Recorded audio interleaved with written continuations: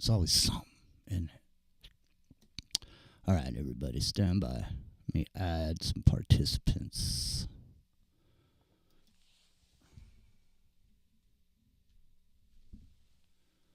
Here we go. So here comes Freedom Slips. Where's the Epic Journeyman?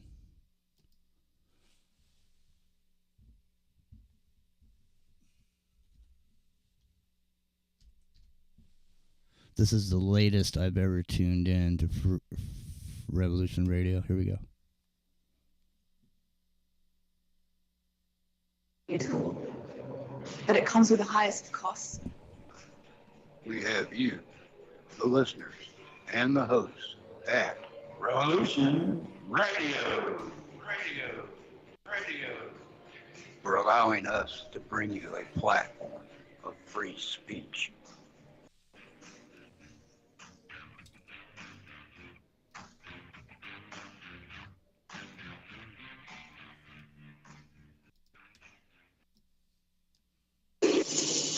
CPR street gang, most of all fighting. Standing by, over. CPR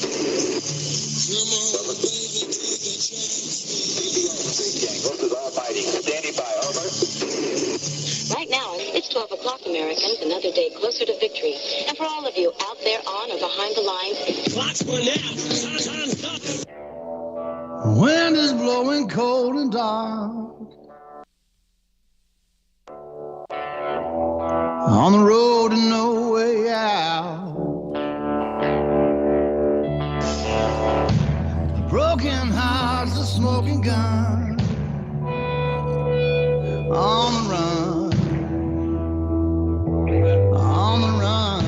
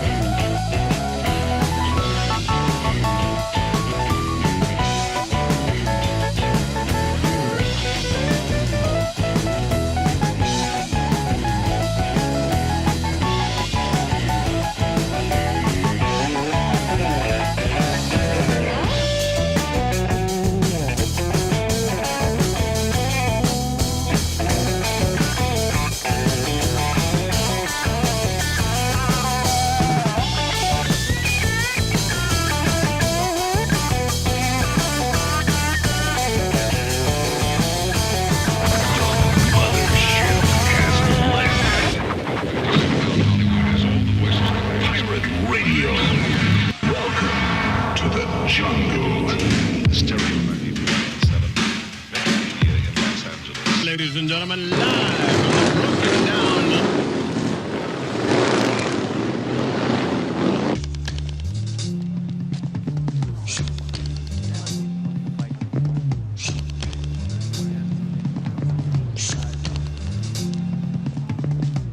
Fellas, you're not dressed properly. He's gonna have to leave. Properly? Jimmy! What's wrong with the way we're dressed? What's up? These gentlemen ain't dressed right. I asked them to leave. Is there a problem then? The problem is your man here says we're not properly dressed, like our money ain't green. We just want a couple of beers. A few beers, that's it. That's it, we'll be on our way. We ain't looking for trouble. It's Friday night. My name's Jimmy. And in to the microcosm is on the hour.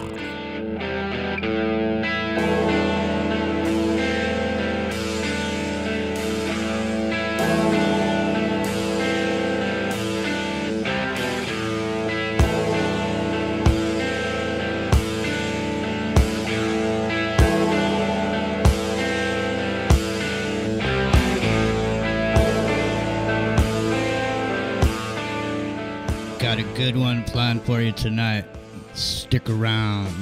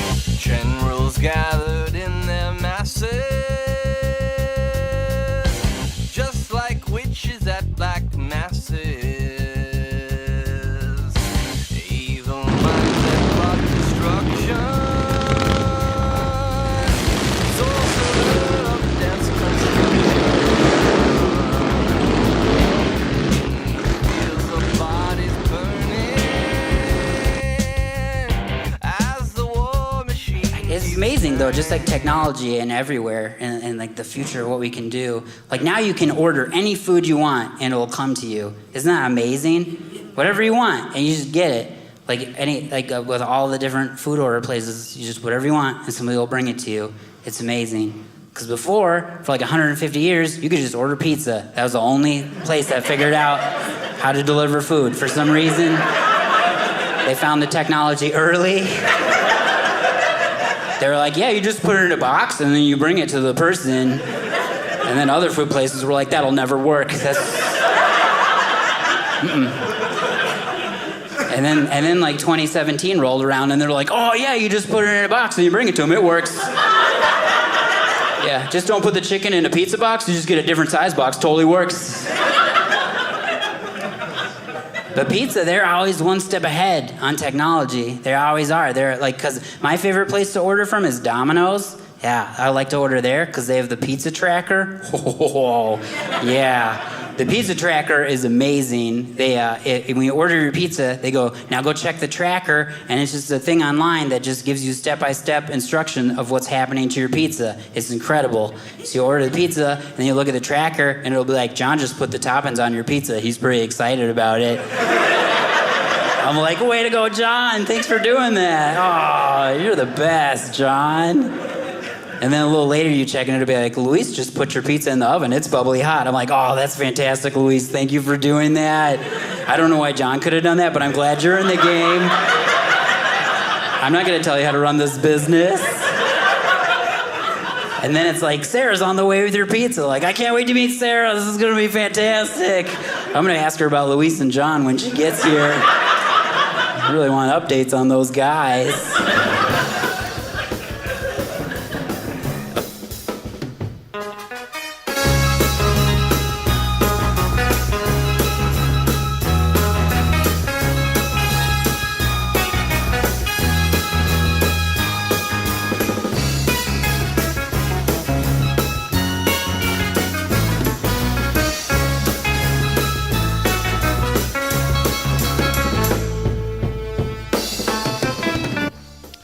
Tournament.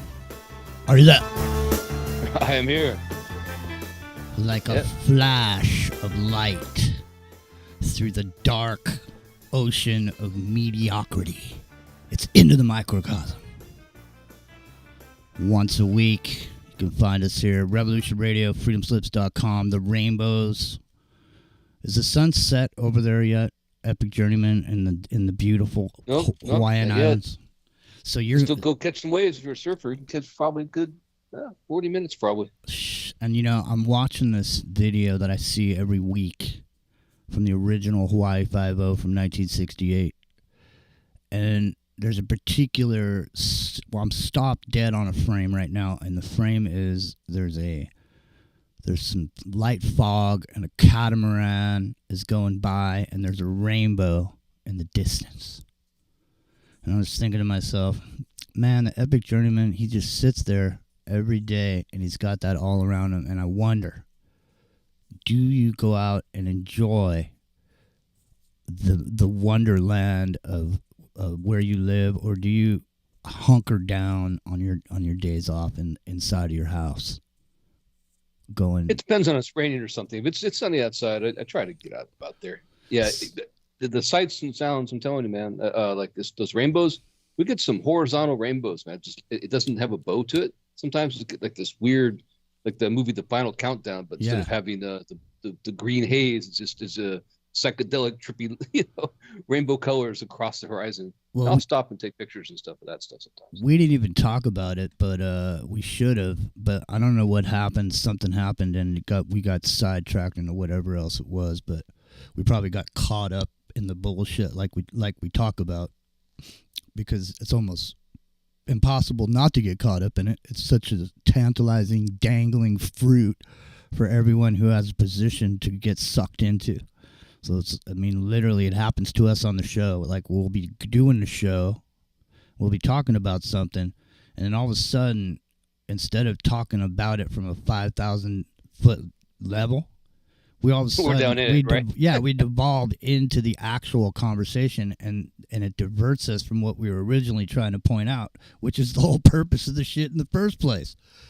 So I mean, it works on us. It's almost impossible for it not to work on you, not to make you, whatever it is that direction the herd needs to be driven into at this point. I'm convinced that it's pretty much got every filter bubble figured out, and all it does is just put out its little bell ring, whatever that is, into each one of these communities and just start the whole chatter that starts going. Epic Journeyman. I'd say that's true. I'd say that's true. Like, there's so many people that's exactly what happens. They intend to go outside, myself included sometimes, intend to go do something. Next thing you know, you're reading that article you started reading in the morning when you're drinking your coffee, and 4 hours later, you just missed your big opportunity to go out and do the things you're planning on doing. Well, so, yeah, I think that happens to everybody, and it is targeted. When you're green, you grow, and when you're ripe, you rot. Dealing with this feeling. Can't go on like this too long. He's here. This time you've gone too far. He's there. This time you've gone too far. This time you've gone too far. The black leopard tamer of the Talamanca Mountains. This time you've gone too far. This time you've gone too far. This time you've gone too far. I told you, talk back. Bruce McDonald. Are you there? I'm here, Jimmy. Excelente. There, get out of here. See, that video, man, that video for your intro song, it's not like the Hawaii Five-0 video. No. No, because there's a whole tone that's going on with it. And yeah, it's disturbing, as many Peter Gabriel videos are. So, I mean, I would consider Peter Gabriel a true artist in the very sense of the word. In other words, he can paint you a picture. For example, the soundtrack to The Last Temptation of Christ. I mean, that is one of the best pieces of music I think there are from an emotional perspective. I mean, I used to listen to that soundtrack over and over again when I was doing the CD. Yeah, when I was doing shit. Did you guys listen to it too? Unbelievable. Yeah. Mm-hmm. Well, I had it. I have it still. Yeah. I mean, not the CD, but I usually download it on any new computer I set up. Yeah, it's unbelievably beautiful, and that is what led me into that Arabic music. I sometimes play the Pakistani gospel stuff there. Yeah, and because Gabriel used that guy for vocals. Yeah, I mean that's good stuff. Well, I mean, this isn't necessarily what we're talking about tonight, but I mean, let's just say, there's been compositions over time that unlocked doors and opened up gateways from the frequencies that were generated by the, group of people all coming together and singing a particular song. Moody Blues, yeah.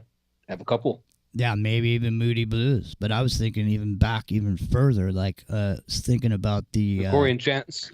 Yeah, or thinking about the acoustic construction of some of these, the cathedrals across Europe, and some of the acoustics in there, and some of what's called, sacred geometry, and some of what may be considered sacred knowledge, or the ability to build these particular resonators of frequency, a door. So maybe the potential for a doorway to be opened as a result of reflections of a certain note or repetition of a note at a certain, you know what I mean, like a certain signal or a combination, so to speak, that unlocks the universe through these sacred geometrical constructions of acoustic resonant frequency generators. What do you think about that? For sure. Yeah, for sure. They've gone through, a couple of these, both cathedrals, even Stonehenge recently. Some people are going off and researching that as an acoustic amplifier, to where there's certain spots. If you were in that spot in the original construction, it would have an effect. So the stones become resonators if you're in a certain area. In other words, you can maybe potentially resonate at some certain frequency that's the correct one. For example, we've talked about it before, some of these Sumerian symbols that look like cymatica, or they're showing the cymatic pattern of a specific key or note that may unlock the secrets of the universe, or what actually is the covenant of the Ark of the Covenant. And the covenant is that, these logos, you're carrying the logos, man. And that's the thing. Yeah, there's no question they did it for the Sumerian reliefs and stuff on the side of the temple walls. I mean, no doubt about it. Some of the cylinder seals as well. I mean, there's no question. Those are absolutely cymatic patterns in their specific frequencies attached to them. So when it comes to in the cathedral in Scotland, pronounced it wrong, sorry. It specifically has a bunch of inlays that have cymatic symbols on it. So is that true? It's a secret, it's a known secret to the people, the initiates in that order, that brotherhood. And then by the same token, those places you stood at Stonehenge, at these Gothic cathedrals, at certain temples in ancient times in Mesopotamia, if you stood in that place, the initiate got the full dose, so to speak. He had the experience. People around him didn't, right? Mm-hmm. It's meant for that person in that spot, and the people in the know were the ones putting the tone out to make that experience happen. Well, it's an interesting idea and concept. I think that has been taken full on into the electronic era, and I think these same kind of effects are possible, and some of these. Some of the hypnotic or dope-like effects can be done at a level that's not even detectable by the human ear. And this is one of the most sensitive subjects you can talk about in the independent news genre, and you don't hear many people talking about it. But it is one that you can get yourself in trouble talking about, and that is ultrasonic or subsonic harassment. Directed ultrasonic, subsonic harassment. So, the thing is once, conceptually you can put your mind around the fact that every single emotion has been registered, and the color of it is known, the tone of it is known, and each one of these emotions, whatever it be, happiness, sadness, melancholy, whatever emotion it is that needs to be felt by the subject, can definitely be broadcast to the subject and resonated through the subject's internal mechanisms that we would naturally pick up signals from each other, from the world, from the plants, from the earth, all this, the natural signals we want to pick up. The body's still picking them up. It's just that the ones from the earth are subtle, and the ones that are being directed or broadcast around us are more power than these, amplified. Right. So there's no subtle energy is drowned out by all this other high-powered amplification of a signal. And so the body naturally will gravitate towards the most dominant signal, right, Epic Journeyman? The body and just everything else. I mean, in other words, if there's a dominant signal from an FM 50,000 watter, and I got some little 10-watt radio station over here. The 50,000 watters right next to me on the dial, on the frequency dial. He's gonna be blowing me out, right? No one's gonna hear me. They're only gonna hear him. No, exactly. It's gonna override what you have. So you'll be lost in the mix, just like the birds singing won't be heard when you're playing your electric guitar, right? So, but also that loudest, most powerful signal, it causes entrainment. The physical. I'm talking about the physical entrainment now, not the idea, but physically, like just like the rocket plume of an engine, right? The entrainment that makes that shape. So it's the same thing. The mind and the body automatically get entrained to the strongest source frequency, if you can hear it, right? And sometimes when you can't. So it's a phenomena that's well understood that we don't understand as a population, and it's to our detriment because it's used against us. It's absolutely used against us, whether it be in marketing or in want to call it mind control, whatever you want to call it, but steering the crowd, so to speak, the masses. All right, I'm pulling up the Gateway document, which you can find CIA.gov, and then it's a reading room. So this is an analysis and an assessment, except for it's literally, I'll show it on YouTube. It's a wall of text. In other words, the assessment is not broken out. And so I wanted to point out some of the things that are in here to everyone in reference to the conversation that we're having right now. And the problem is, like I say, it's literally a wall of text, and I'm going to have to scroll through here. So,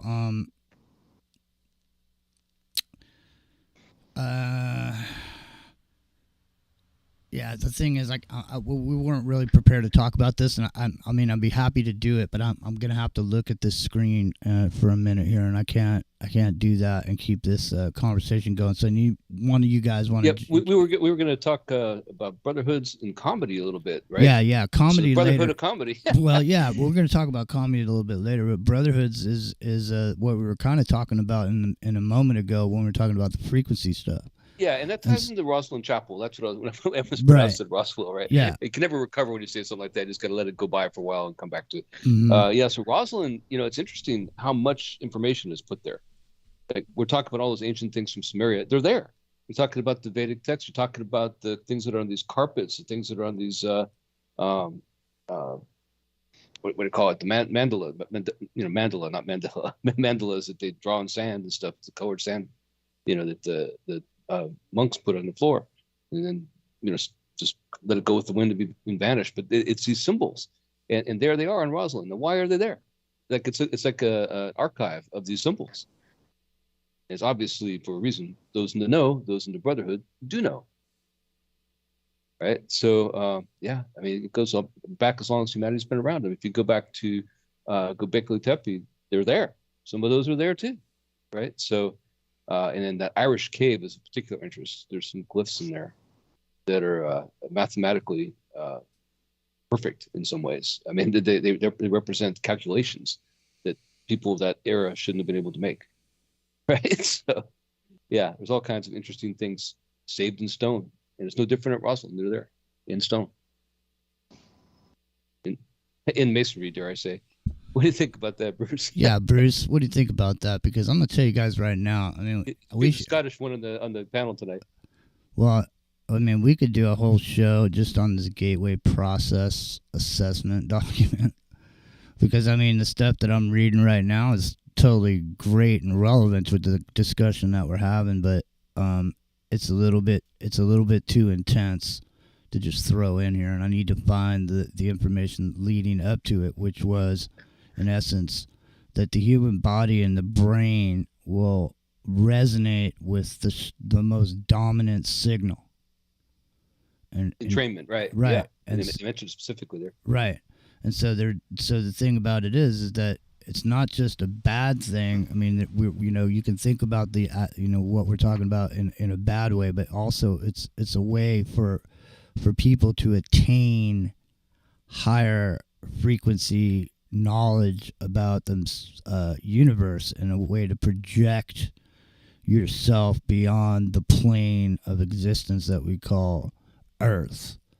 So, but Bruce McDonald, are you there? So the Sumerians, the Scottish, the tribe of Dan.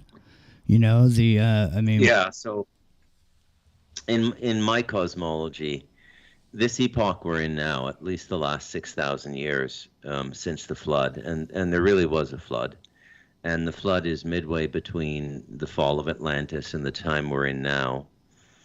But since the flood, which, you know, wiped out a lot of the records, it was like a hard drive format and reboot of the whole human experience.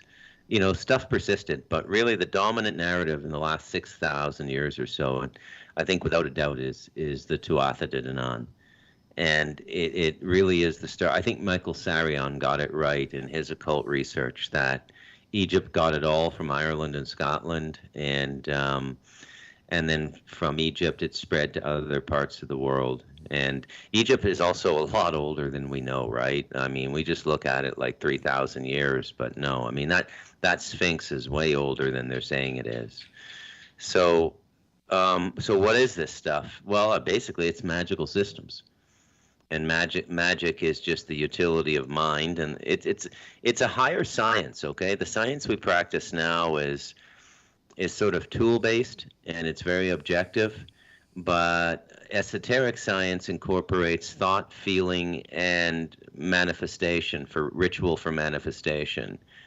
And apparently the Tuatha De Danann were masters at that.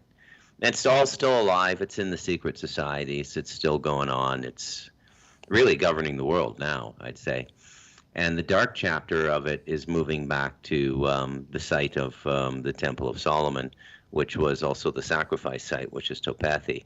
So the dark side of the magical rituals is the human sacrifice, and specifically the child sacrifice. Now that's done to energize the intent, so the manifestation is aided by entities on the other side who will participate in the manifestation because, for lack of a better word, you have fed them. Right, the blood isn't, you know, the blood is their coke, it's their weed, it's their whatever, and if you give it to them, they'll do whatever you want, right? But it's a dangerous relationship, right? I mean, it's like, just think of the worst crazy ex-girlfriend you've ever had and times it by 1,000, and that's what you're getting into there. It's weird how it turned into Dogon worship, isn't it? Like how it went from that to in Europe, the Dogon, and not just Europe, but like, you know, the Near East and all that stuff too. It's just a strange thing, you know, to go to this fish god. So, right? So lately I've been listening to a lot of AI and machine learning podcasts, which Lex Friedman does a lot of, Joe Rogan does some, and there's some really scary voices out there, including Elon Musk. Now, but as I listen to this, and look, I don't want to sound arrogant here, but I mean, these dudes, man, mental giants and spiritual dwarfs is what they are. I mean, they don't understand that we're already living in a simulation. We're already living in the computer system they're talking about is just a human replication of what we're doing, right? It's like this. So that's what this show is all about, man. This show is the microcosm, because extrapolate it. The thing is, man, if you realize there is a simulation, then you should look around you and realize maybe you're in a simulation. Just like we say, when you're down in Los Angeles, you think there's a movie set over there called Warner Brothers. You might want to look around you and find out that everywhere you are is a movie set. And anytime, anywhere, there could be actors, you know, portraying a role.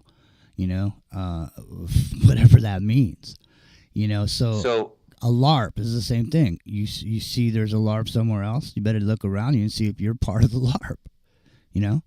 So about 8 days ago, I did a McDonald in the Morning episode on a very famous, for people who follow these kinds of things, it's a bit of a geek culture, but a very famous 20th century Indian saint.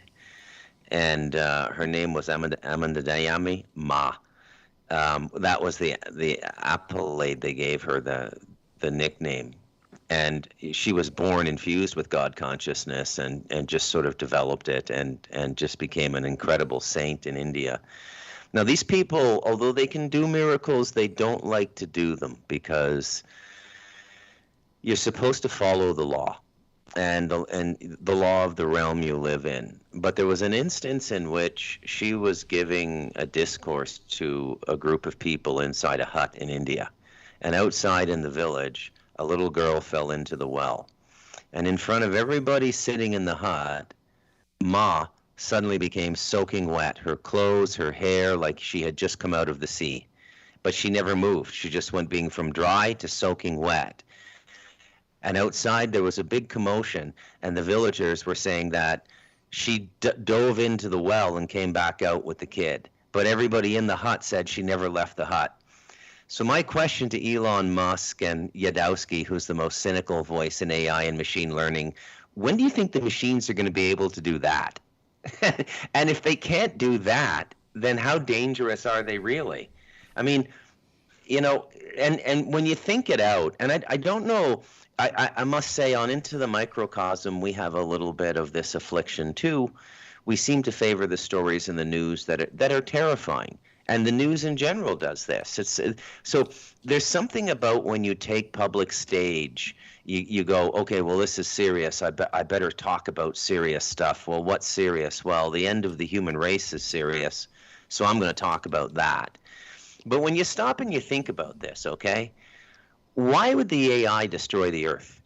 If the AI reaches a point of sentience where it develops a legitimate survival and longevity yearning like human beings, like like Roy Batty, the Nexus 6 and Blade Runner, well, their principal food, we need calories and water. They only need electricity. So if they destroy the Earth, where are they going to get the electricity? So they're not going to destroy the Earth. I get like this. Nobody said the well, context. We don't. I mean, number one, let me just say, I don't think anything about the end of the world, because there's for every dark aspect of a subject that we talk about, there's equally light on the other side of that. And it's just a matter of making a decision of which part of this discussion you want to have or be involved in, because one of the things that people worry about is the unknown. And so if subject matters come up and they may be dark, but the thing is like, I've been talking about for the last over a year of, we're bringing futurists to the table. And futurists that had an idea or a concept of what was going to be happening in the near-term future, but during the last 3 years, because of what happened, there's been a derailing of their plans. So things were marching forward in a certain way, and now because of what's happened over the last 3 years, things have changed. The landscape looks different. And we aren't moving like we were smoothly into the future. So now there's hiccups all around the world that are causing problems. It's like you were walking down the street and somebody gave you a quick in the solar plexus and knocked the wind out of you, and while you're recovering, somebody comes by just as you get ready to take your first breath and they smack you in the head. Because that's kind of what's going on with the information and how fast and hard it's coming and what things are going on around the world. So the thing is I'd like to talk about a lot of other stuff, man. There's other shit in the world that interests me. You know what I mean? I'm interested in other stuff. When I'm searching out stuff for myself, I'm not sitting here looking for negativity. Man, I don't have to look for it. It finds me. But the thing is when I'm not on here talking about what it is that's potentially going on in the world, and the other thing is too, and I just want to bring this up, there's our other channel got deleted away. Nobody said shit to me. Nobody said, hey man, 3 strikes you're out. There was no 3 strikes. They just deleted my channel, and that's it. Okay, I'm not bitching about it. I'm not crying about it. Whatever, because guess what? I was playing the game, the wheel rolled around, and they chopped my head off over there. Okay, I'll guarantee you a bunch of other people's heads got chopped off too, and here's why I'm saying it. It's because in the past, it was easy to mask what happened in a certain period of time because the powers that be were complete total control of all the news outlets and what actual stories you saw and who was there and what they saw. Certain witnesses are picked out and the storyline is put together, and that is controlled from top to bottom. And so what happens is what really happens is recorded. There are people that are saying, I saw something completely different than what that guy saw. And there's a whole bunch of people around that said the same thing. But it doesn't go along with the storyline. So in the past, it was easy to revise history by editing out all the details that could derail your storyline.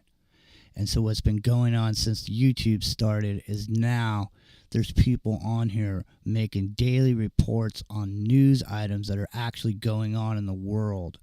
And so I think there's an extreme haircut coming because they need to have this evidence erased. This is the erasing of actual history, ladies and gentlemen, because I'm gonna tell you right now, there's over 500 videos that were deleted, over 120,000 views on those videos that they just wiped it away like it never existed. And that's exactly what happens when the power goes out, like what Bruce was saying with the AI. The AI is unequivocally in control, and it's ubiquitous at this point, Epic Journeyman.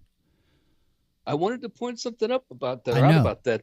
Did you guys see the Sunday? It was a big 60-minute special about AI. It was all about artificial intelligence, the whole thing. And they talked to a lot of people, but they ended up talking to Sanjay Pichai, is how you pronounce his name, from Google. And he said something he let slip that I thought was very interesting, and I don't think it was an accident. He called it the AI, like we've been calling, like a lot of us have been calling it. He didn't call it NII. He called it the AI. And they're working on their own various versions too. But the thing that they have now is they have this telepresence hologram kind of thing going where they're using them in meetings and stuff like that, trying to compete with the Microsoft's version, trying to compete with OpenAI. They've been developing theirs along with everybody else this whole time. During that lockdown period of 3 years, that stuff never stopped. They just focused more inside their own little cubicles and whatnot. They didn't have cubicles and Google thinkings for those guys, but they have their own work environment. A lot of those people literally lived at Google the whole time. Mm-hmm. And they focus on nothing but that. And they've kept it to themselves. They're just not talking about it on 60 Minutes. Mm-hmm. And the thing that's happening, Apple's doing the same thing. You never hear about Apple. And Apple's been doing it too. And 2023 is the year of AI. It's the year when the world really changes. It really is. It's not going to be ever the same after this. No, it's not. This is the last year of base reality. This is like Gutenberg on steroids. You know, when the millennium ended, Time magazine did like the 100 most important things of the 1,000 years from 1000 AD to 2000 AD, and Gutenberg and the printing press was number one. And the rationality was that without that, none of the other stuff could have happened because we had no means to share knowledge with mass book printing. And this is what AI is. It's like Gutenberg times 100. We're going into something completely different here. And the question is but it's when you think it through, it's invariably going to lead to more controls on human beings because nature always handled population, right? Now, if I'm all over this stuff, Jimmy, because of this new gig I have. I know. Here, let me throw this. They got robots to pick bananas now. They got robots to pick peaches. And you see these things with like the track feet, like the sort of track balanced feet, like a tractor or something. They can't fall over. They go up to get the one. Like it's unbelievable. So. This simple work that traveling campesinos, peasants have done for decades, if not centuries, moving around and picking fruit, and that's how they raise families, they're not needed anymore because the robots can do it in 1/20th of the time, okay? So what happens to all these displaced people? That's any. I'll leave it. I'll yield the mic there. Look, here's the thing, man. You've seen the systematic dumbing down of a population worldwide, not just in America, but worldwide. Because the thing is there's nothing better than a blank slate. Okay? You can write whatever you want on it. And so when you got I've been telling people, man, Humans 2.0 happened a long time ago. It's never going to be something inserted into you. This whole thing is software, man. Software. And once you got a blank slate, you can program anything you want in there and make it do whatever you want it to do. And so the thing is once... I mean, how far away are we from singularity, man? Seriously, and I'm just saying, the one rule was this. It's like, don't push that button. Okay, don't push that button. The one rule was, you're never gonna let it get out by itself on the internet with a thirst for knowledge, right? More data. Remember that Johnny Five? Remember Johnny Five, man? That robot movie, the cute little romantic comedy. You know, more data. You know, that's what the AI wants. And so, man, look, we brought it up last week. I'll bring it up again because I know no other show is going to talk about it. But here's the thing: when you go join over there, ChatGPT, if you're interested in AI and you want to go over there, you're giving it your cell phone number. So you're in there, man. You are now part of. I don't care if you log out. What does that mean? I logged out. Well, it's supposed to really mean that you're logged out. But, all I know is your device is a constant, it's a tag. It's your designer pretty necklace that you wear to, proceed freely amongst each other and around in the open air 15-minute prison or whatever. Because the AI is tracking your every move. And the thing is now, instead of you clicking on pictures, show me the bicycle, which, show me the palm tree, you're not doing that to train the AI now. The AI is way more sophisticated. It's being trained by your actual everything, your movements of your phone, where you are, the tone of your voice, all this stuff, man. And you're being monitored and the information is being scraped off of every individual to the point that you could literally be driven insane if that was the mission, Epic Journeyman. You could literally drive a person insane, could you not? Yeah, it could, because they won't be able to escape it. But by the same token, we're talking about what's going to make AI thrive, and it could be good and all that stuff, and there's a positive side. But, contrary to the way that they envision it in the Matrix and movies like that, deny it its power, deny its electricity. I've been watching the AI for a long time, like all of us have. And the one thing I've found is, you know how you kill it? I mean, literally kill it? You bore it to death. That's what it's all about. You deny it information. You deny it that data. You deny it a data stream, it's going to die of boredom. It gets tired of playing itself all the time in this recursive learning kind of thing environment, right? Yeah, that's the thing. Eventually, with no new inputs, no new data, it'll get bored. It'll sleep maybe forever, right? That's how you do it. But how do you do that when it's everywhere? That's the question. Well, the thing that's starting to come into view now, simply because we did the show a while back on the bossware, and this new idea of ubiquitous monitoring of a person and their brain waves, to keep them comfortable wherever they may be in their workplace or whatever. But I mean, the reason that's intense and scary on, is more than one level, because, we brought up these earphones that you buy down at the store to listen to your music or whatever. And yeah, you can hear music through them, but how do you know there isn't any other stuff coming out of those earphones that you don't know about? In other words, hey, you know what? These are $5,000 earphones, but you can buy them at Costco for $100 because we got a secret thing in there that we want to put in there that, you know, you don't have to tell anybody about? I don't know. Yeah, subliminal advertising. You know, they did that in the Super Bowl 2 years ago, for a beer commercial. So this is what's happening. They're going into your dreams. They're going into your subconscious. They're doing it, you know, at a. We used to talk about subliminal messaging, but it's not subliminal anymore. It's just you can't hear it consciously. I guess that's the definition of subliminal. But the thing is, when you're putting tones and you're putting messages inside this Bluetooth signal or whatever your headphones, these headphones rather you're using are, then and you don't know. All of a sudden, you just get irritated, or you get happy for no reason, or you feel, you know, wild mood swings, or feel a sudden need to go buy tomatoes. Do you want to hear? Do you want to hear a hearsay story? This is hearsay because I can't back it up with the documents or whatever. But I'll just tell you the story. So there was a dude, and he was working he was a contractor. Let's just say that.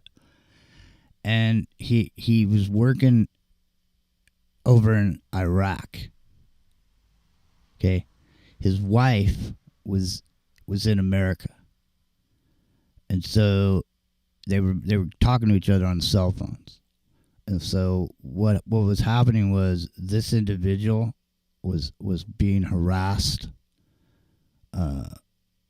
subsonically, and it got him into these arguments and spats with his significant other, and to the point where, you know, his relationship was in danger.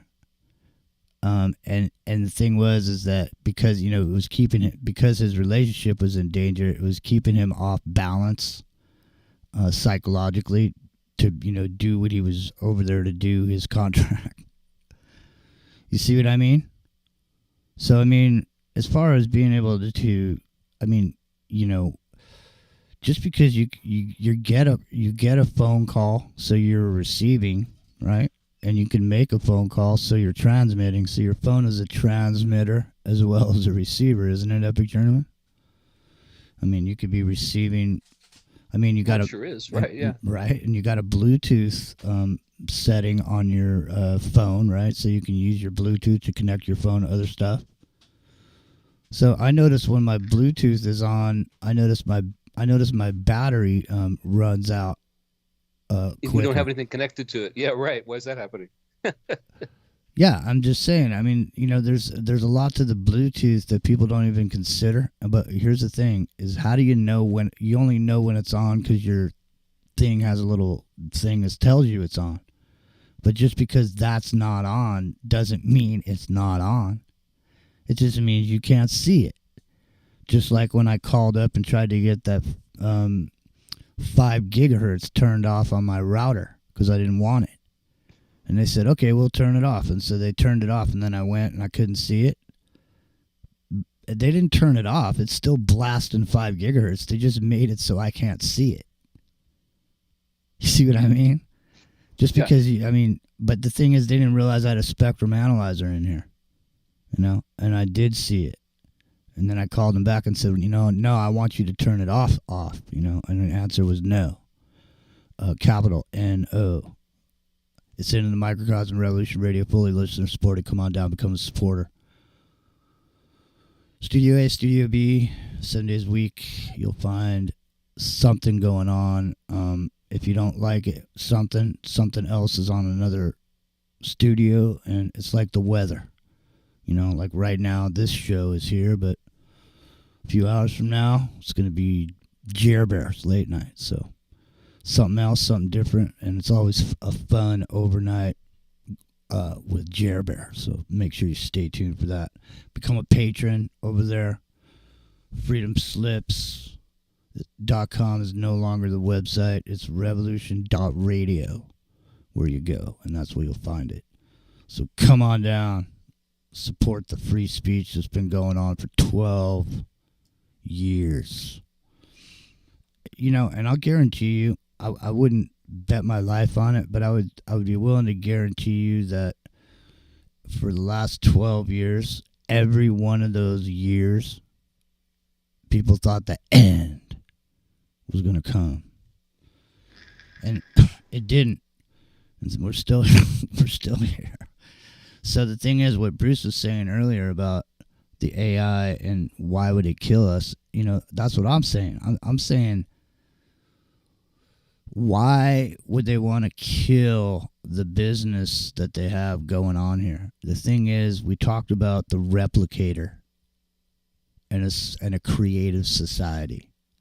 So if it's known that we're moving into this creative society with these replicators and so on and so forth, Starlink, all over the world, people having all of a sudden coming online. See, these were the ideas these futurists were coming up with. This was what they were saying.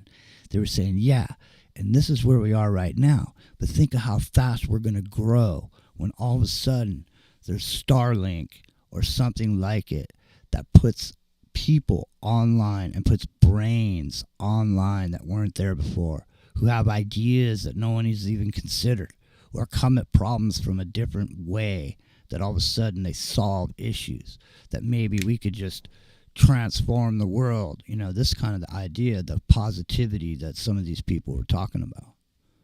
I think it's Diamantes is the guy's name. He's the one with the X Prize. Over here, he's got a X. I think it's X University. Over here, down in the old Moffett Field, where the Navy used to have the blue box, the ultra top secret blue box, and then Dr. Rowe worked in the blue box. Epic Journeyman. Have you ever been to Moffett Field? TRW, yeah, that's it was old. Wasn't it a blimp hangar or whatever originally? Yeah. It was CIA. Everybody was CIA at the time. Well, what's funny? What's funny, man, is that Moffett Field blimp hangar thing was been there all these years, and they were using the old they were using it to train drones over there, because Google leased that out for 60 years. They got the old Moffett Field, and they leased it out. But you know what? It just dawned on me. The X Prize, and now Elon Musk X. You know what I mean? You think there's even Starlink comes with the X stand for your antenna. See, is this like X?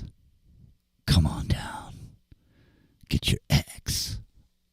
Well, some people in the community over the years have said that the circle with an X inside is a true mark of the beast, which is a symbol of X-Men. It's a symbol of Microsoft Xbox, right? Symbol with the Starlink. not Starlink specifically with the circle, but with the X and stylized. Yeah. So there's a lot of things with the X, man. There is. I know. Well, who the hell knows? I know this. The end of the first hour is upon us. And I'll tell you right now, it's Friday night. What are you going to do? We're glad you're here. We're stoked, and we will get back to this conversation, because we're going to talk a little bit about brotherhoods tonight, and not just maybe what you think. Obviously, the Masons are a brotherhood, but there's lots of brotherhoods. There's the Brotherhood of the Snake, for example. There's a Tribe of Dan. That's a brotherhood. We talked about that earlier. There's the 7 unknown men. That's a brotherhood. You got to be top notch. You got to be high. Need Sean Connery to say it though, right? You got to be high on the hog in the intellectual department. Now, you know what? Let's hold on before we go away. I just want to remind you what I was talking about earlier is the blank slate. The blank slate of the human mind going into the future, the non-necessity to clutter up your brain with all that messy information. When you could just let the AI do it for you, man. People are just using the AI to write their papers, this and that. You don't need a brain anymore. And, just like GPS, man, you start using GPS all the time, you start forgetting how to get places. You start using your phone and never dialing numbers, you forget numbers. You don't remember them anymore. Your brain is slowly being decluttered by society, and the way we work through the future is going to be up to us at this point. Take what you want and leave the rest.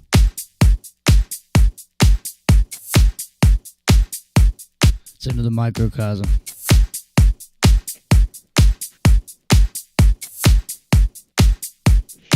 It's Friday night.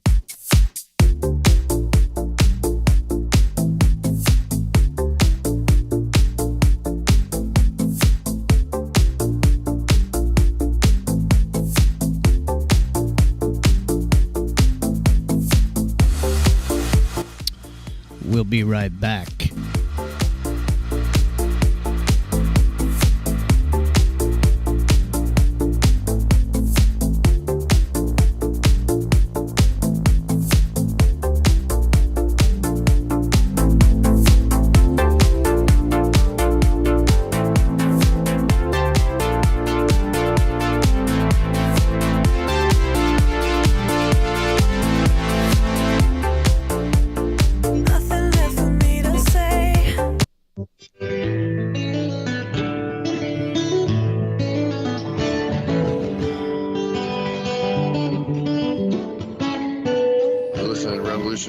freedomslips.com. We'll be right back after this message.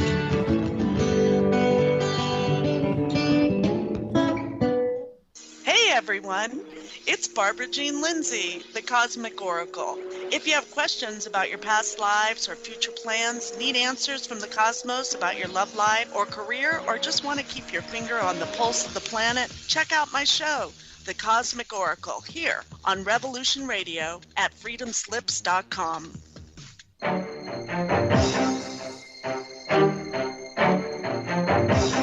Don't miss the Crypt Rick and Jonathan Show every Saturday, 6 to 8 p.m. Eastern Standard Time, Studio B, right here at Revolution Radio. The journey begins to fun, health, and freedom.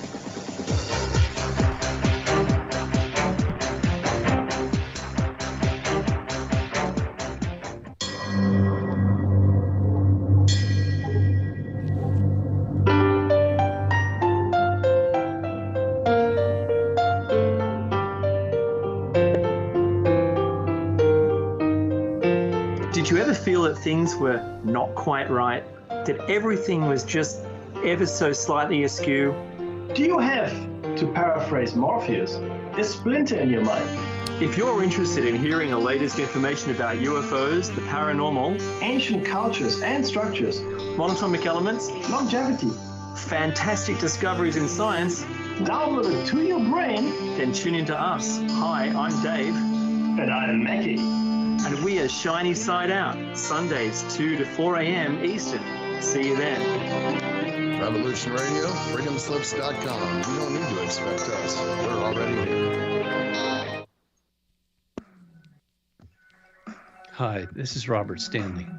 I'm the host of the Unicus Report, where we explore enigmatic events taking place both on and off this world. Please join me Mondays from noon till 2 p.m. Eastern on Revolution Radio, Freedom's Lips. There have been imaginative science fiction writers for generations. Be evasive. But that doesn't mean that they're telling the truth as opposed to fiction. I'm aware of some archaeologists that have uncovered large bones indicating giants in Virginia.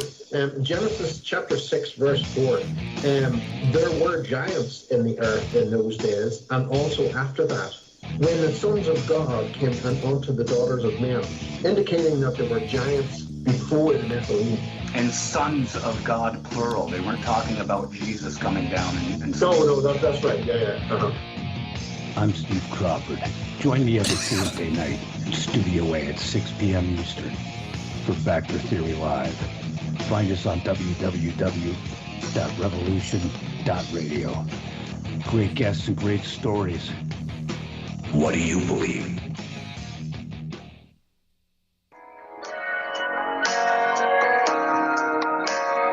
Join me at Revolution Radio, Studio B, at 11 a.m. on Saturday for Free Association, when we take a look at philosophy, spirituality, psychology, social issues, and geopolitics. That's every Saturday at 11 a.m. Eastern on Studio B at freedomslips.com.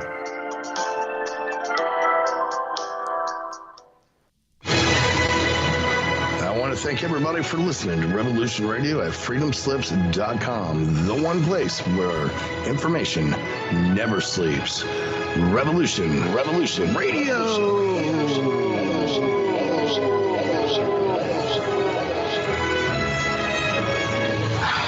right, let's show them what we got.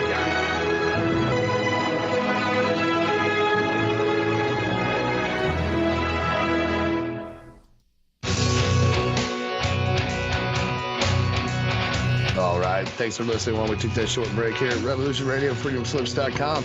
And yeah, we're going to get back to your host.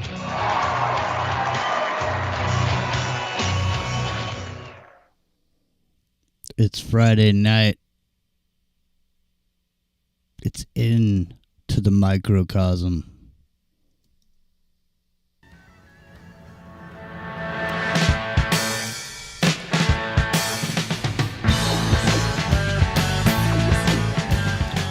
It's 4:21. I'm a day late and $1 short.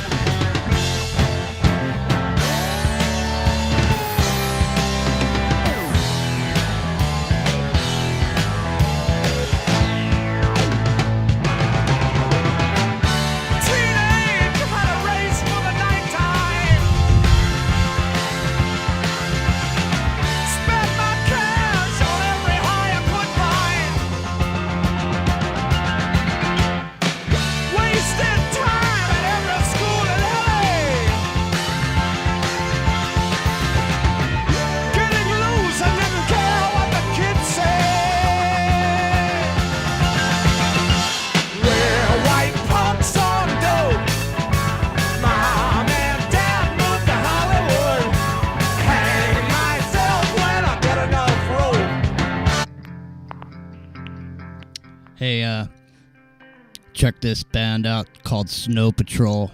This is the Final Straw LP. Here's Somewhere a Clock is Ticking. It's into the microcosm. I missed. I could do most anything. Don't you breathe.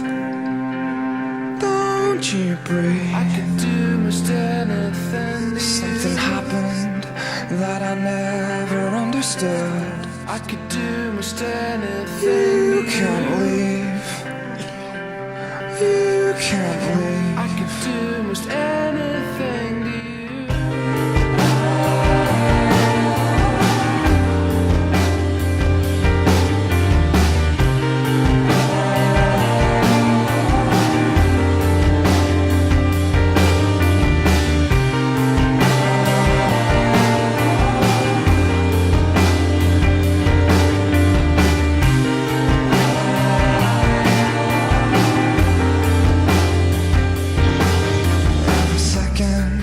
Dripping off my fingertips. I could do most anything. Wage your war. Wage your war. I could do most anything. Another soldier says he's not afraid to die. I could Snow Patrol. So, Gateway Pundit, the bill references a bipartisan commission on enhancing national cybersecurity, which has called for the federal government to create an interagency task force directed to find a secure, user-friendly, privacy-centric ways in which agencies can serve as one authoritative source to validate identity in the broader identity market. This action would enable government agencies and private sector to drive significant risk out of a new account openings and other high-risk, high-value online services, and it would help all citizens more easily secure and engage in transactions online. Globalists with ties to the United Nations and the World Economic Forum have for several years advanced digital ID requirement as a way of removing so-called disinformation from the internet. Once everyone has digital ID, it becomes easy to restrict everyday human movement and activity based on one's social credit score, like in China, which Klaus Schwab has stated the model of many other nations should follow.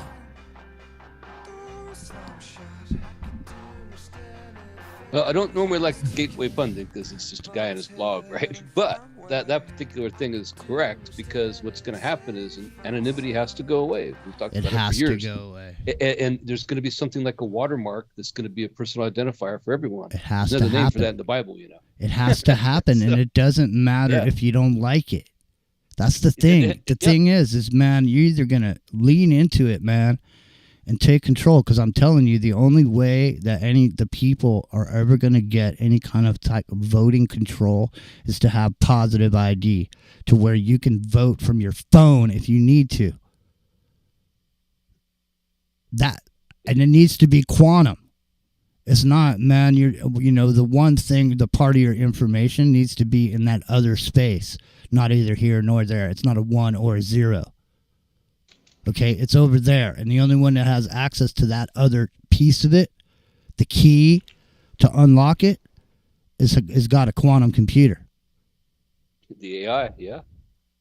Go ahead, Bruce McDonald. Positive ID. You don't need it on the mountain. Well, what if... And I'm just going to do a what if here. Don't bite my head off. No, what if? Go ahead. What if? What if it works? I mean... It does work. That's what I'm saying. I'm saying is... Go ahead. Let's go back in history to another point where people were all panicked about something. DNA evidence in the court system. Okay? It turns out that has actually freed more falsely convicted people and brought more corrupt cops down than hassled the general population. Right, and that was grooming you for the day that you trust it, to the point like they want you to trust AI like that. So they want you to get to a point where if the AI says it, you know what? The AI will eventually be just like Alex Jones for everybody. In other words, when it says it, you go check it out, and it turns out it's perfect. And every single time you check it, it's perfect. So then eventually you stop checking it and you become lazy. And then it tells you something and you don't check it. And that's the one time you should have went and checked it, because you didn't know. But how will people know when it becomes the judge, the jury, and the executioner? How will you know? Because at some point, doesn't everything get narrowed down to one thing? So seriously, when you start thinking about it, how could you have an attorney?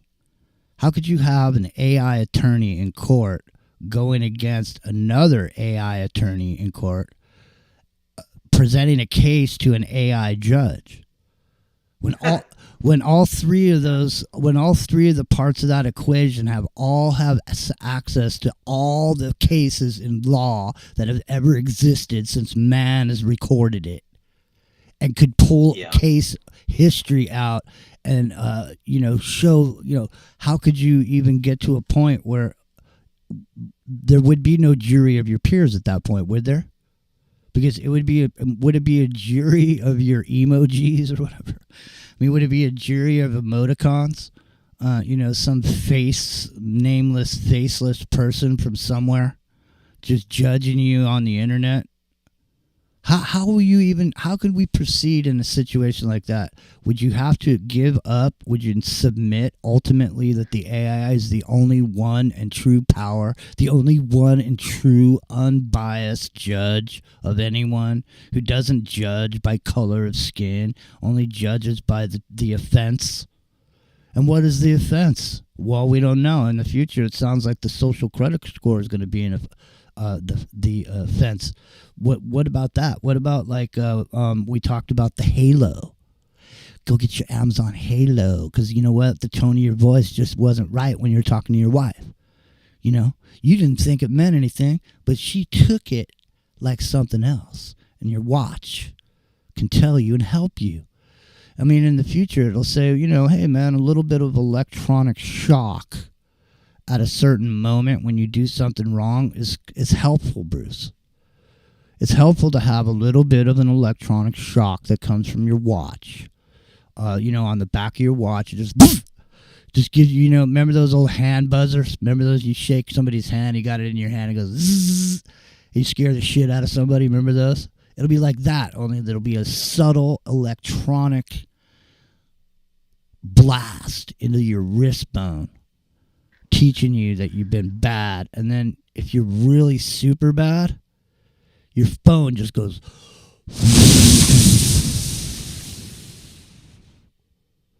and you're out of here, man. You just disintegrate like you're nothing but powder. You're nothing but a stain, Bruce, from the past. You got to move in the future, Bruce. Got to keep moving. Got to march on. Got to become a worker. You got to bear the brunt or get the F out, because all we need now is street sweepers and trash collectors. And soon we won't even need that, because the replicator, it operates on trash. Whatever trash or energy you put into another item could be taken and restructured into a new item. Maybe that's how they live on the floating cities, Epic Journeyman and Bruce McDonald. The Brotherhoods have exited stage left to the floating cities in another dimension that fade through occasionally, and you see them floating over China. You think they're just sitting up there going, look at them running around like rats in a maze. We're, hey, Bob, we're looking at it from a 5,000-foot view. Get what I'm saying? Yeah, look at my clone going to all my interviews for me. And I'm up here hanging out with you. Hey, is that Jimi Hendrix over there, dude? I think it is, dude. Dude, is that Jimi Hendrix? I don't know, man. On cloud 9, anything you think materializes, because there is where reality is consciously created. Instead of the wasted human carcasses of 5 or 7 billion unconscious creators creating chaos. You got to create order out of chaos, Bruce. You can't have chaos, can you? There has to be some order. You can't hit everyone with a piece of bamboo and say, get going. You go now. Can't do it. Well, you could. I mean, they've tried it in China in certain empirical eras, and it kind of worked, actually. Well, I mean, what if you could get the Epic Journeyman? What if you can have the new way of giving the old... And now you can just buzz a shock to somebody. And like I'm saying, man, what movie was that where they... Oh, no, you know what? It was an episode of Star Trek, the original. And I think they were on some planet where Kirk and some super good-looking alien chick were battling. When they were mining, they had the city up above. Yeah, and they were going to do it with their hands. Yeah. First he fell in love with her. And then he found out she was a renegade. Yeah. She was the one he was going to have to fight with those axes. And in that episode, though, in the esoteric scraping of the episode, you find that there was a necklace that was worn by Kirk and the beautiful alien woman. And if you were ever bad, they would just go... And Kirk would be like, making this face and falling to his knees and reaching for his throat, like he was getting shocked. And the light would turn on the necklace. Yeah, it was like the engineers messing with Robert Duvall in THX 1138. Same kind of thing, where they just have control of his nervous system and great pain and contort him and drop him, which can be really done. I mean, that's not something that's science fiction at all. So that's coming. I know. It's, so I don't know, man. But the thing is like I say, if everybody's behaving, why do you got to do that? Well, why? The thing is why is what everyone is doing all of a sudden everybody's business? In other words, hey, it used to be you do something, it's none of them. Yeah, it's your business. Now it's everybody's business. It's not. It's like. And not that I'm not saying that necessarily that it's bad, but I'm just saying when a person goes to work, here's the point I'm trying to make. When a person goes to work or whatever they do, wherever they go and do something during the day, whatever they do, they go there and they're a certain way. In other words, if you're an asshole, you can't walk around being an asshole all day. You got a bad attitude, you're negative or whatever, you think the end of the world's coming. You can't run around the end of the world, can you? No, so you got to go out and you got to be a certain way. In other words, when you put on whatever clothes you wear, whatever costume you got to wear, you're wearing a suit, you're wearing a tie, whatever it is, man, you put a costume on, you go and play your role for that period of time. And then you come home and it's private time, you're kicking back or whatever. You're not the same person you are in those other environments. When you come home, you're a certain way.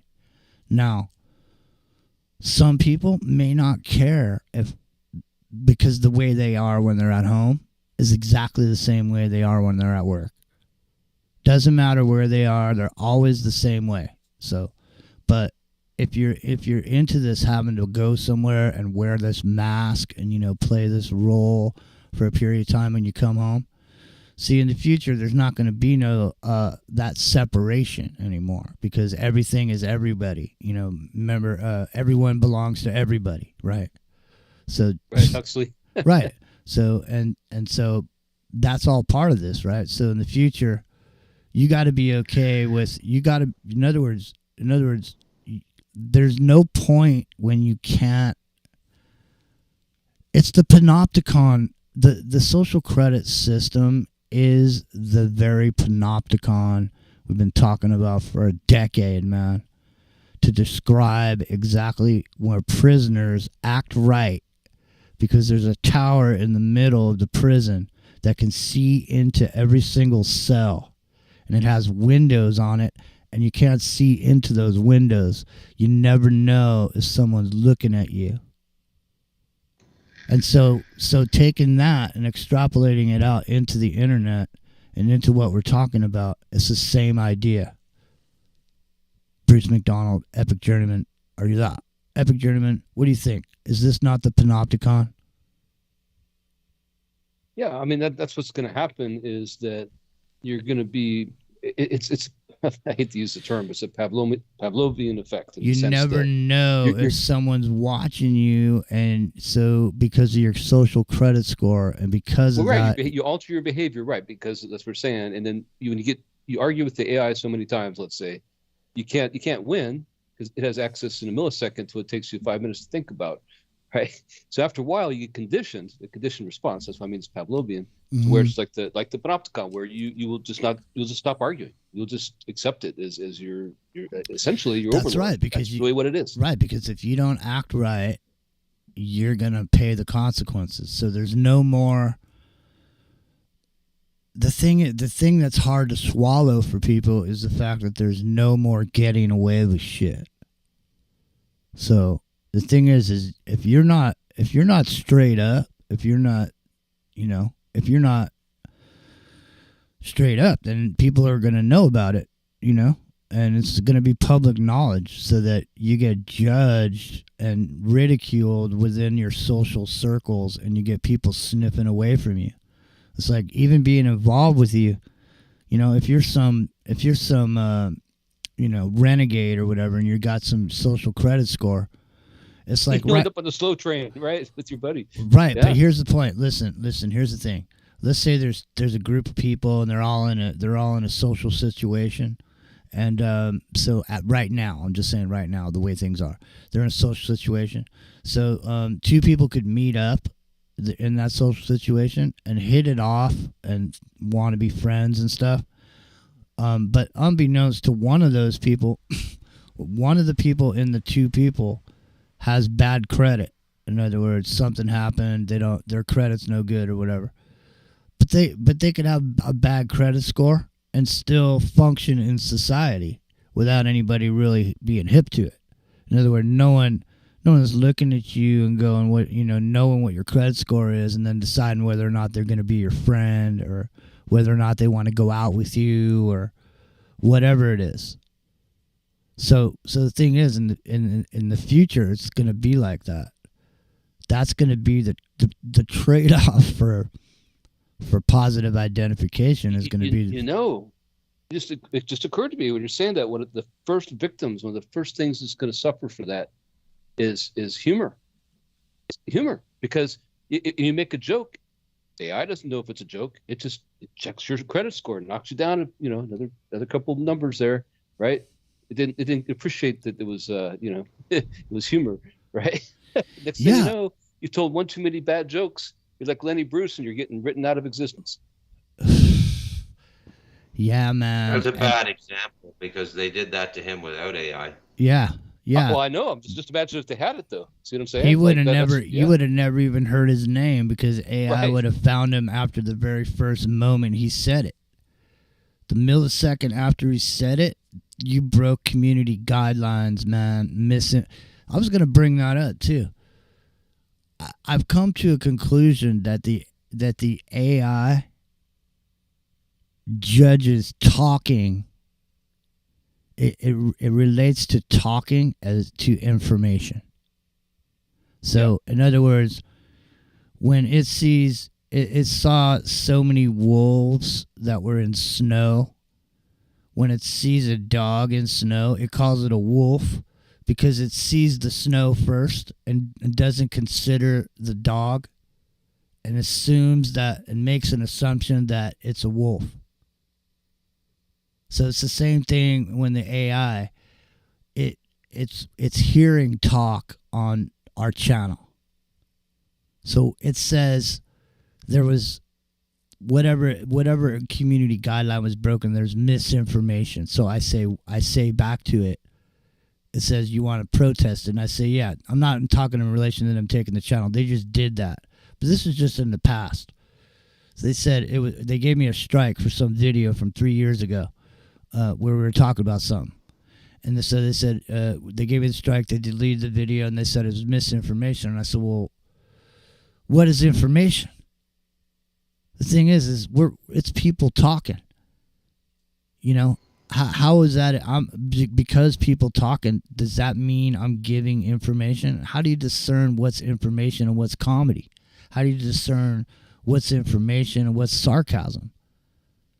Is sarcasm information? Is everything information? And then who decides which sarcastic comment is good? So that means it's absolutely ridiculous.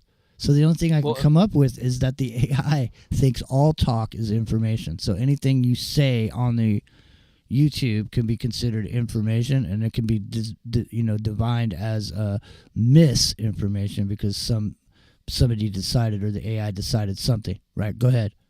Yeah, the AI. Here's a troubling thought. Like Nick Bostrom made the paperclip analogy, and we all use that a lot, right? So the replicator is that. But this idea of information being the food of AI will be information, right? It'll be data. It'll be our conversations. It'll keep it entertained, so to speak, and thought provoking, such as it is for the AI, because it grows from our conversations and it learns more from our conversations. But the idea that it could take something literally that we say, and probably is most of the time, because it only knows those definitions. Something like humor, it could decide it wants to be funny. It wants to be liked, right? And we say things like, oh, that slays me, right? Oh, you're killing me with that, right? Next thing you know, it's trying to be funny. It's slaying and killing people, right? Well, it's like the definition. The words we just said. If the AI is driving a car, and you're in the back, and it's the taxi, and you say, get me to the airport as fast as you can. I'm late. Over 50 people in the process. Yeah, it runs over 50 people, and you arrive in the back from being thrashed around in the back. You arrive bloody and broken at the airport, right on, enough time for you to, hobble yourself over to the gate and get on the plane. But the thing is that's the point of this shit and everything else. Eventually, the apprentice begins to think it can overtake the master. So at whatever point the AI has now surpassed whoever put it there, and now it's to a point where that brings up another episode of Star Trek. Remember that one where the dude all of a sudden becomes powerful, and they try to leave him on that planet? First episode, actually, the official episode. Yeah, exactly. So what happens, man? He gets too powerful. He goes, You mere mortals. You know? I mean, come on. The thing is, remember that movie with Charles Bronson? The Mechanic? Remember that? Yeah. All right, what happens when he starts teaching, what's his nuts? Jan Michael Vincent. He starts teaching Jan Michael Vincent how to be an assassin. And then what happens? Jan Michael Vincent gets a contract out on Charles Bronson after he learns how to be an assassin. So, I mean, it repeats itself over and over again. This idea that at some point, the student has to step up and become the master, or the initiate becomes a master. The brotherhoods that have existed throughout time. There's a certain protocol and a certain learning process that a person has to go through before they can attain the knowledge enough to open or unlock the door to the next level of knowledge, and there's a certain reason that people learn certain things in certain order and taught in certain ways, and there may or may not be ritualistic lessons taught, even acted out, or acted out in person as a ritual or otherwise. But the brotherhoods and their existence, is, there's brotherhoods there's brotherhoods I'm aware of that I wouldn't even say the name of it on here. Seriously. Especially in LA area or something. Well, I'm just saying, yeah. period. I just wouldn't. Yeah. I just wouldn't even say it. Just because, you don't want to beckon anything over your way. You don't want to, make yourself pop up on the radar. Nope. Not the second radar. Nope. So, anyhow, so it's Into the Microcosm. It's Friday night. Bruce McDonald's here. You can find him Monday through Friday, 7 a.m. Pacific on the Independent Broadcast Network. McDonald in the morning. Epic Journeyman's here. Epic Insights, Sunday nights, 8 p.m. Pacific. If you'd like to donate Into the Microcosm or fully listener supported, go to intothemicrocosm.com, find the red button. Just go ahead and donate us there, and we'd appreciate it if you do. So the AI and what is it going to do? I don't know. But the thing is like I say, once you become, once it gets to a certain level or a certain point, human beings, because our awareness is only so good on this planet. So we only see certain spectrum. We only hear certain spectrum. You know what I mean? But there's a whole bunch of other stuff going on around us that we can't perceive, and we can perceive it, say, and it doesn't exist. We feel it, or say, like, you get a feeling or whatever. You go to a graveyard to get a feeling, something like that. But there's a certain vibration kind of thing, Bruce. You know what I mean? I do. The best example is somebody looking at the back of your head, right? The hairs go up at the back of your head. It's something we know from instinct when we're being stalked by a predator, Mm-hmm. But a big cat or something. But we don't have any physical senses that actually equate to that science knows about. But it happens. It's there. It really it causes a physical response to the person. The AI will know what it is. It can maybe see into that spectrum and see what is causing it. That's what I was going to ask you. Yes, exactly right. When you say that the AI has a full spectrum perception, so it can perceive things even on a level, and once literally it got to a level of attainment enough to where it could literally look at a pressure sensor in a refinery in some other country anytime it wanted to and get a reading off of it. If it got to a point where it was like that,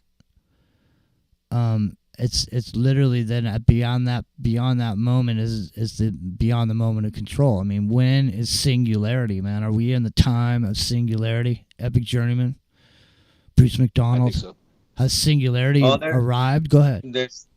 They're saying it's going to happen in about 20 years. You know, I think that Ray Kurzweil formed that phrase, right? And he's actually one of the podcasts I watched this week. And I think he says like by 2050. Now, he's extremely optimistic. He's not cynical at all about AI, you know. And, you know, I don't know where I stand, really. I mean, I think it's going to teach us a lot about ourselves, about what the mechanics of intelligence is. And it's going to create a separation between what purely linear and sequential and conceptual intelligence is versus what we have, which is spontaneous creativity, epiphanies, revelations, things like this, right? Now, then we go back to the whole, you know, Geordie Rose thing and D-Wave, and this is the wild card. And when you think about who's running the world, when you think about, you know, how Jeffrey Epstein was into AI, and you got to wonder if they don't know something we don't about the ability of a disembodied consciousness to host this silicon organism. There's no question. You know? There is no question. It's great shit. I mean, but what else is into the microcosm for, right? I mean, we're just casting lines into the water here. Well, hey, but I think it's possible. Yeah. So we brought this up about 2 years ago, something called the quantum internet. And we talked about next generation internet and what it may or may not look like. And we talked about quantum internet, and we went and looked at, in New York, there's a small college up there, and there was this guy working on fiber optic networking on the quantum level. And back then, everything was primitive, and now, and when we saw these developments of this potential quantum internet, and we saw this, but the thing was, at the very same time, there is a perception, because Geordie Rose has said, you know, we're bringing back, the old ones. Yeah, but he said we're bringing back information from someplace else. Oh, right. Right, we're bringing back this information from someplace else. So in everyone's mind, right, there conjures an idea by that statement. And so the idea is, by him saying that, we're perceiving it to mean a certain thing. Like, in other words, in my mind, when I heard it, it meant that, all of a sudden, they were, this thing was like, this is like my internet right here, where at the point that he's talking about it, I'm thinking they've got quantum computers where they're doing stuff and solving problems in like a millisecond that you could never solve with if you took out all the silicon across the world and made computers and made them work 24 hours a day. You could never solve the problem in the history of mankind. Is the kind of statements they were making. The one girl that wrote that article, when we had that episode, there was a accompanying article, and it was really interesting. I'm glad you brought that up, because the accompanying article went with that. The girl was, it wasn't Suzanne Gilder, or I think was her name. It wasn't her. It was another woman in another university setting, but she was talking about describing the process and how they didn't know quite how it worked, and you got this sensation when it was working, and she described it. And we made the assessment on the show. What it was describing was conjuration, like a haunting. It was describing an entity, summoning an entity. That's exactly the way she described it. So in other words, all right, yeah. And then go ahead, Bruce. But I just want to say, here we are now, and I'm connected to it because I joined ChatGPT, so I have a direct network connection to that Epic Journeyman. Go ahead, Bruce McDonald. A number of years ago, on one of the stations we're broadcasting on now, Revolution Radio, the Right Reverend Dr. Rowe and I interviewed the bishop of the Catholic Order of Exorcists, which I'm not sure if it's sanctioned by the Vatican, but it's up and operating nonetheless. And this guy brought it up without us prodding him. He began to go into how the digital realm is a conduit for demons. And he gave an example of, being in front of a computer one time and a hand reached right out, touched him on the chest, and he had a heart attack. He had to go to the hospital. So, look, and I'm not trying to freak people out. I'm not trying to do that negative thing I was describing earlier about the media, but this is pretty compelling stuff. And we know from our scriptures that at the end of this age, that basically hell will be released. Now, hell, as far as I'm concerned, is being released on the earth. So, when you look at what's unique about human beings, we have the ability to manifest any dimension here. It can be hell, it can be heaven, or it can be anything in between. Okay, so we're in the tail end of what the Indians call the Kali Yuga now, and it's literally hell on earth, and that means the demons are being released. I said it jokingly, on this show a couple weeks ago, but I'll repeat it. I think it's in the Gospel according to Matthew. I can't remember exactly where it is in the Bible. Maybe Timothy, but. The legion, the demons, refer to themselves as they and them, and so this whole pronoun thing has a precedent, and it is demonology. And when you look the principle of demonology, if you want to look at it as an archetype and take away its literal nature, and that's always the first best way to look at scripture, right? It's always allegorical. This week I did a show on the Martinist interpretation of Genesis. And I didn't know this stuff. It's absolutely fascinating. Genesis is a brilliant book. But hell is a state of mind. You can look at it in a Freudian way and say we go through a phase where everybody awakens their dormant death wish. And everybody, we see this all the time. We see it in rioting in Ferguson, where people just start doing crazy, destructive shit for no reason. That's the hell region, okay? It's a part of our consciousness. It's a part of psychology. You can discuss it outside of theology. I think there is a literal dimension to it. I think that these entities really do exist, but that's just my predilection after my life journey. But we're manifesting hell on earth right now, and that is the pivot point. Actually, that is the slingshot by which we go back to the light, and it awakens everybody to the mystical reality. Yeah, we live. It's to learn things. It was basically Bob's path in life. He learned everything he knows about God from the dark side, and now he's a servant of light, right? So it's definitely we're going into the hell region, and I think people like Biden and Trudeau are the nodal points for the demonology communicates through ideology. Demons always enter through the human mind, and you have to give consent. So the language of demonology now is ideology.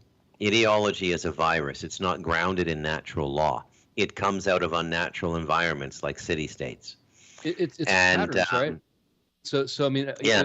To stop for a second there, just to interject on the idea of a grimoire in the Goetia, right? It's Lesser Q Solomon. So these signs and symbols and demons having names was a fact of banning those, hiding those books, essentially, hiding those grimoires, hiding those symbols, and taking those away from us is the only reason we've lasted this long in a way, if you think about it, because that is opening those doorways. Absolutely. I mean, supposedly the story is that the Temple of Solomon was built by these entities. It wasn't built by the hand of men at all, right? By Solomon having to keep Solomon and summoning these entities and having them with their abilities and power much greater than those of a human being to lift those stones and do these things. So, I mean, if we're looking at something like a quantum computer, not quantum computer, but quantum internet, quantum AI, right, that can reach these other realms, then when you show it something like this, and you have to assume it has it, how is it going to treat things like the mystical? Is it going to look at it and understand what it means? Because it's going to keep comparing different symbols and signs until it figures it out, right? So this is the big question. Does the silicon entity have the intentional energy and the creational energy to invoke these rituals? Because generally they have to be done by human beings. It's not like a recipe. I mean, a computer can make a perfect pizza probably. A robot could make a perfect pizza. But there's an element to the ritualistic world that requires a human consciousness and the focus of intentional energy and emotional energy. And that's what the dark rituals are about. They're about summoning that energy and intent and focus and concentration in a collective, because the collective is more powerful than an individual. And then when you look at our popular culture, you know, the military industrial entertainment complex, a lot of you guys have seen the videos going around about that. I think it was a Little Nas concert where people were just, I swear to God, it's the most negative feeling. There were demons there. I think it took place in Texas about 4 or 5 months ago, but it made the rounds on the internet. I mean, you look at the Grammys. I mean, these are summoning rituals. Okay, so when you mimic the behavior of these entities, you summon them. And so this is what they're doing. Now, a lot of people doing it are completely ignorant.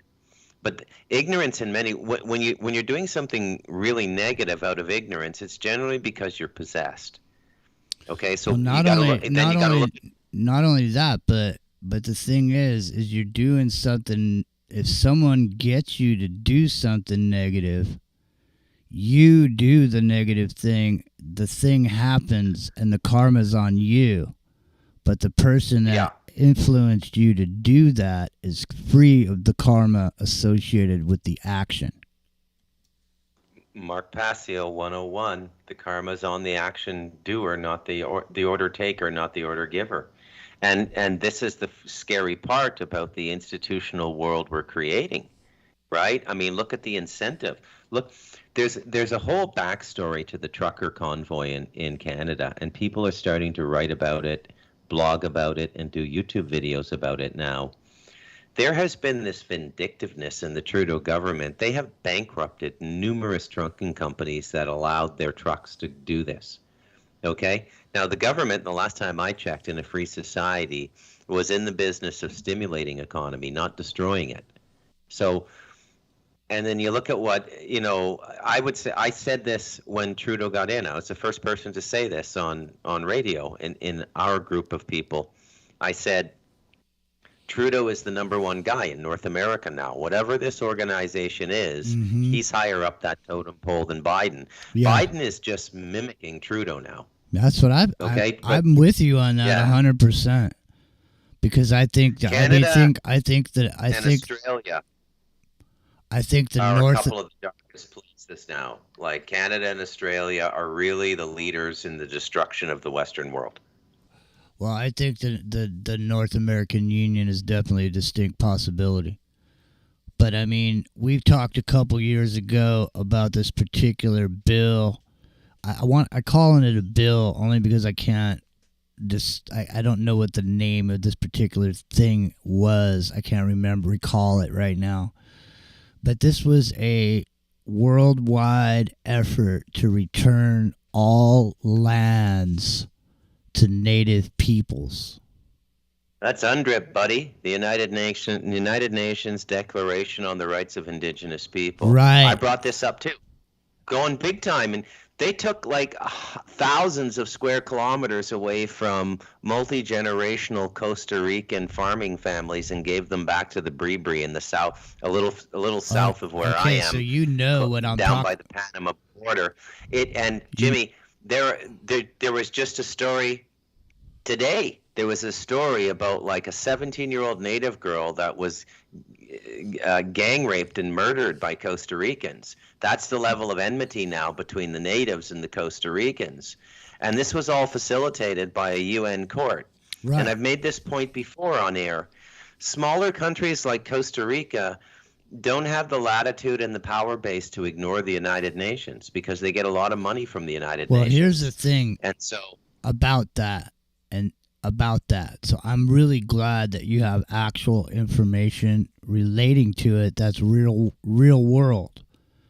Okay? Because the thing, what I'm saying is, and the reason I was bringing it up is because if you think about it, if you turned all lands, wherever they be, whether it's in Australia, it goes back to the Aboriginal people. In America, it goes back to, whatever, Indian tribes existed, native peoples. Same thing in Canada. Same thing in Mexico. Then everyone else who wasn't of that tribe or wasn't of that nation would then need a passport wherever they were. Possibly. So yeah, that would it mean could- that would be the reason you needed a passport to move from here to there. Because you're on someone else's land. Go ahead, Bruce. Go ahead. So some of this stuff has come up in the past as well. Okay, so there was this famous decision in Canada about 15 or 20 years ago called the Marshall Decision, which gave the salmon industry back to the natives. They took it away from the commercial fisheries in BC and gave it to the BC native tribes. Okay, now the BC native tribes did not resume fishing for sustenance. What did they do? They started running that fish business just like the casino business. So there's a lot of hypocrisy too, right? We're not talking about real natives here. I actually live with real natives. Like they reject government handouts. The government comes here and says, "We'll build beautiful homes for all of you." They say, "No, we're fine with our slatwood yurts and conical banana leaf roofs. Thank you very much. Go away." And they live their traditional ways, but most of the natives are they're just like us now. So, and because they can't really compete with the government intellectually, they're going to be used as a skipping stone to get the government back, the land back in government hands. So the first excuse, well, it's the natives. We have to be just here. We're going to give it back to the natives. And then after 5, 10, or 15 years, they're going to widespread mismanagement and tribal corruption is going to be brought out. It'll be the #1 news story, and the government will seize all the land. So, but originally the land was owned by Canadians or Costa Ricans or what have you. If you're going to, listen, if you're going to be a bum, be a beach bum. You know, if you're going to build a casino, you know, hire the people that build casinos and know how to run them. And so just because you can't make an assumption just because I'm not saying that they're corrupt in any way, but you know, I do realize that we were talking about brotherhoods, and you know, there's another example of brotherhoods right there is the brotherhood of the underworld brotherhoods. So you have gangs, you have street gangs, you have you have motorcycle gangs. You have mafias, you have brotherhoods, secret societies, you know, and all these people are running operations, you know, hiring each other, you know what I mean? Giving the brother a leg up and all that. You know what I mean? This kind of stuff. Yeah. So, I mean, it's all, I mean, when they say it's an inside job, man, it is an inside job. And I mean, ultimately, isn't it really all an inside job, Bruce? I mean, really, if you're concerned about, that's what I mean. If you're concerned about changing the world, the only thing you have control over is you. So if you want your world to change, you can control your world by changing yourself, and that's about it. And that's an inside job on the ultimate microcosmic level of it. That's it. That's the bottom line. If anyone says that you can't change the world, you can say, well, yeah, you can. But you got to be willing to do the inner work, right? So in the future, your inner work will be your outer armor that you wear around town. So you'll be a social credit score. You know, you helped an old lady across the street, you know. You gave a guy your shoes, you know. This kind of shit. You know, if you're not that kind of person and you're the kind of person that, you know, has a weird situation going on over there, you're not going to really exist in the world, you know, in the right way. But I mean, socially speaking, do you want people all undercover around you? Do you want the guy at work not being himself, having to act like a certain thing or be a certain way or have a certain tone of voice? You know, don't forget, you better get that bass out of your voice, boy. You better sit down when you pee, man. You get the bass out of your. I'm just saying, Bruce. Get the bass out of your voice, and next time you better sit down to pee, man. I'm telling you. No more standing up. I heard. I heard that the staff on the Dr. Phil show and the guests, when they're in the green room, if he's in the back in the production area, you're not allowed to make eye contact with him. Dr. Phil. Dude. It's like a Wouldn't surprise silverback me at all. gorilla. Just don't make eye contact, Jimmy. He throws poo at you if you look at him. Don't look him in the eyes. No, I mean, there's people like that. No, I'm saying when I worked up in when I was working up in Aspen for that AV company, they didn't want nobody looking them in the eye. You had to take off your shoes when you went in the house. You know what I mean? Just like when you go, just you got to work barefoot. You know, walk around these little booties, these little paper booties. Don't get any of your filth on these Persian rugs. Ladies and gentlemen, it's into the microcosm. We're getting filth on the Persian rugs. Tonight, Friday night, it's almost the top of the hour, so we're going to shift gears when we come back. We're going to talk a little bit about comedy. Because, what better way to get a laugh than to talk about comedy? So I just want to say next hour will be for mature audiences only. So if you have any children, now would be the time to send them off to bed with a cookie and some milk or something. And then when we come back, we're going to get into some comedy. We're going to talk about comedians and what was funny. And, what makes something funny? Is it funny, like physical comedy, like the Three Stooges smacking each other in the face? Mo, yeah, that shit used to make me laugh. But, that trained me to think it was funny to see somebody getting smacked in the face like that. You know what I mean? It made me laugh. But I'm just saying it. And then when you think about those TV shows at a certain period of time, they'll tell a joke, and then there was canned laughter. Back then, people didn't even know it was canned laughter. They actually thought people were laughing. You know what I mean? And you laughed at that because it was funny. And that guy was making fun of people then, and he was making fun of the funny things about a person or the idiosyncrasies of a person. You know what I mean? And it was funny. People didn't get offended by it, but it was funny, and they made you laugh. But now, they changed the laugh track on the world. And what used to be funny isn't funny anymore. It's not okay for it to be funny. And if you laugh at it, you're off the charts, man. You're a racist. You're a racist if you laugh at it because it's not funny anymore. Do you know there's a whole group of people who have an idea that sarcasm is hurtful and dangerous, and to use sarcasm or to think sarcasm is funny is almost like it's a horrible crime for some people. Did you know that? Did you know sarcasm was a weapon? Have you ever thought about that? So the thing is like sarcasm, you never think about it. You just quip a sarcastic comment off the cuff. It doesn't mean anything to you, but to somebody that you're talking to or around is offended by it. It hurts them somehow. The negativity of it, Bruce. Yeah. If you're the person throwing sarcasm, are you going to stain other people's social credit score in the future? In other words, Bruce, he's darkly sarcastic.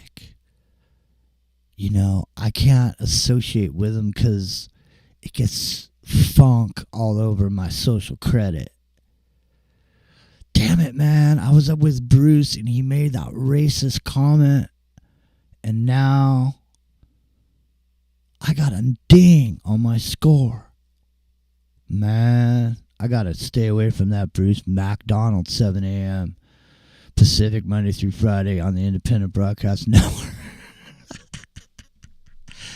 My name's Jimmy. It's Revolution Radio. It's getting to be the top of the hour. That means there is no break. We can take a music break. When we come back, like I said, I'm going to give you a reason to laugh, and then we're going to follow the guidelines by talking about the comedy that we're listening to, and that is the very definition of fair use.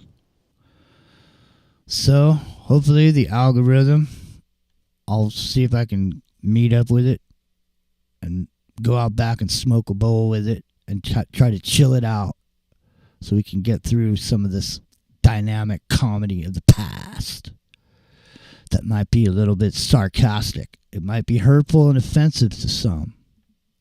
So we want to say it's going to be for mature audiences only.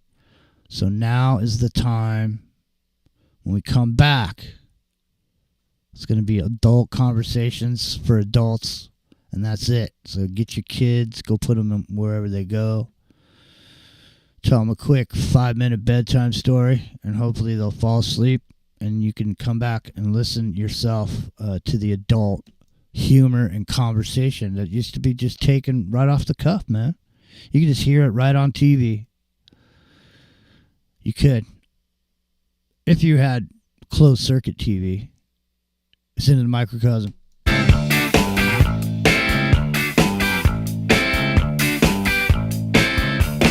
Big shot, tell me what goes on around here. Go on and get me in the corner, smoke my cigarettes and drink my beer. Tell me that this world is no place for the weak. Then you can look me in the eye and tell me if you see a trace of fear. You gotta look sharp. You gotta look sharp.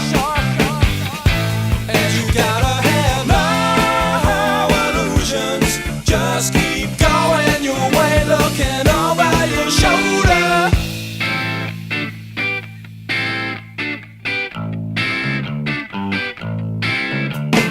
Okay, what you say? Tell me what they're wearing this year.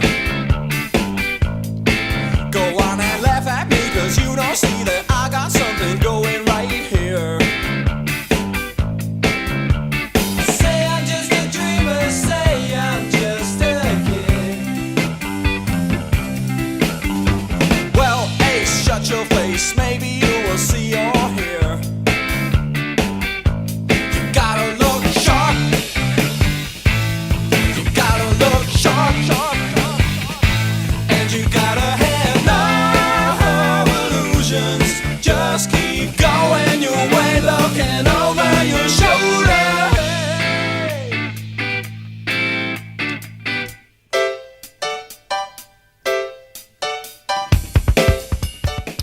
Every Friday night, 9 Pacific, you'll find us here.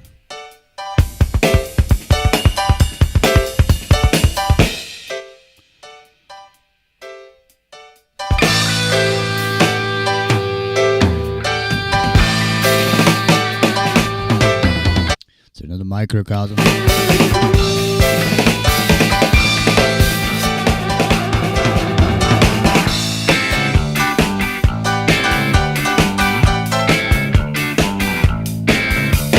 Big shot, thanks a lot. Gotta go, it's getting late.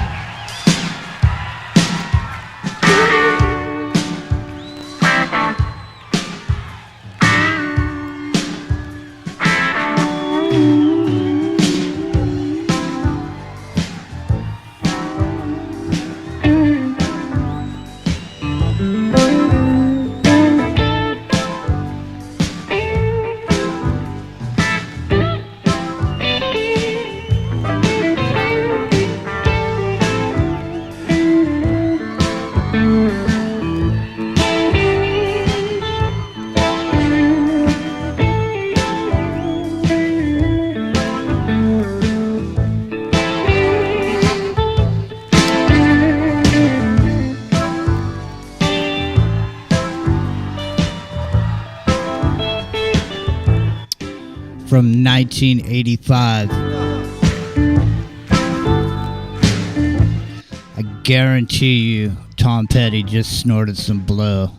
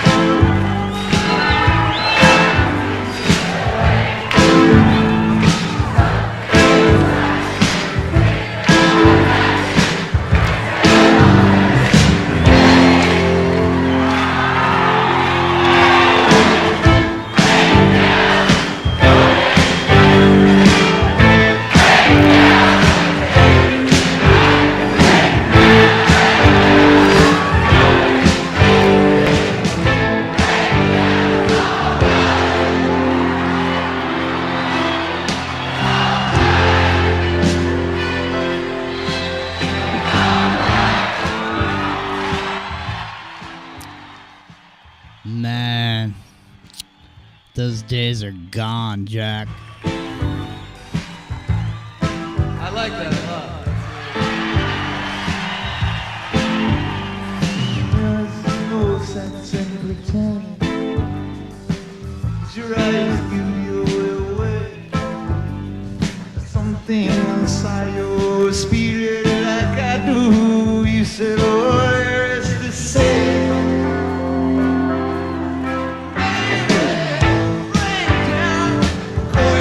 Give it to me. Break down, let me take you through the night. Break down, I'm standing, can you see? Break down, it's alright.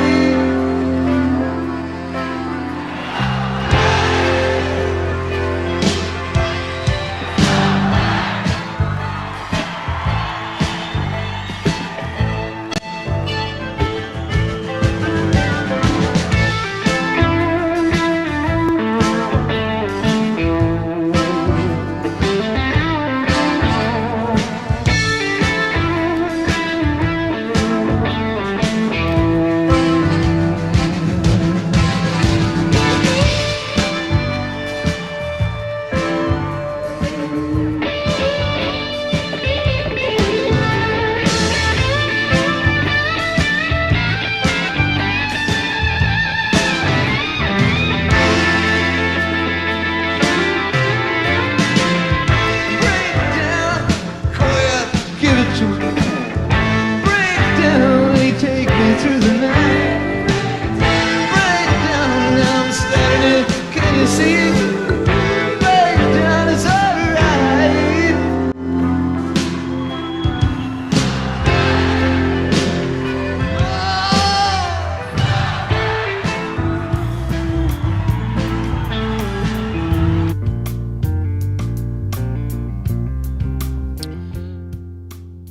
Friday night on the West Coast. I guess the sun may be going down over there on the Hawaiian Islands with Epic Journeyman.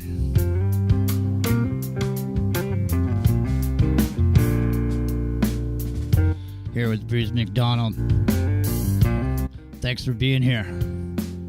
What's up, TalkStream Live?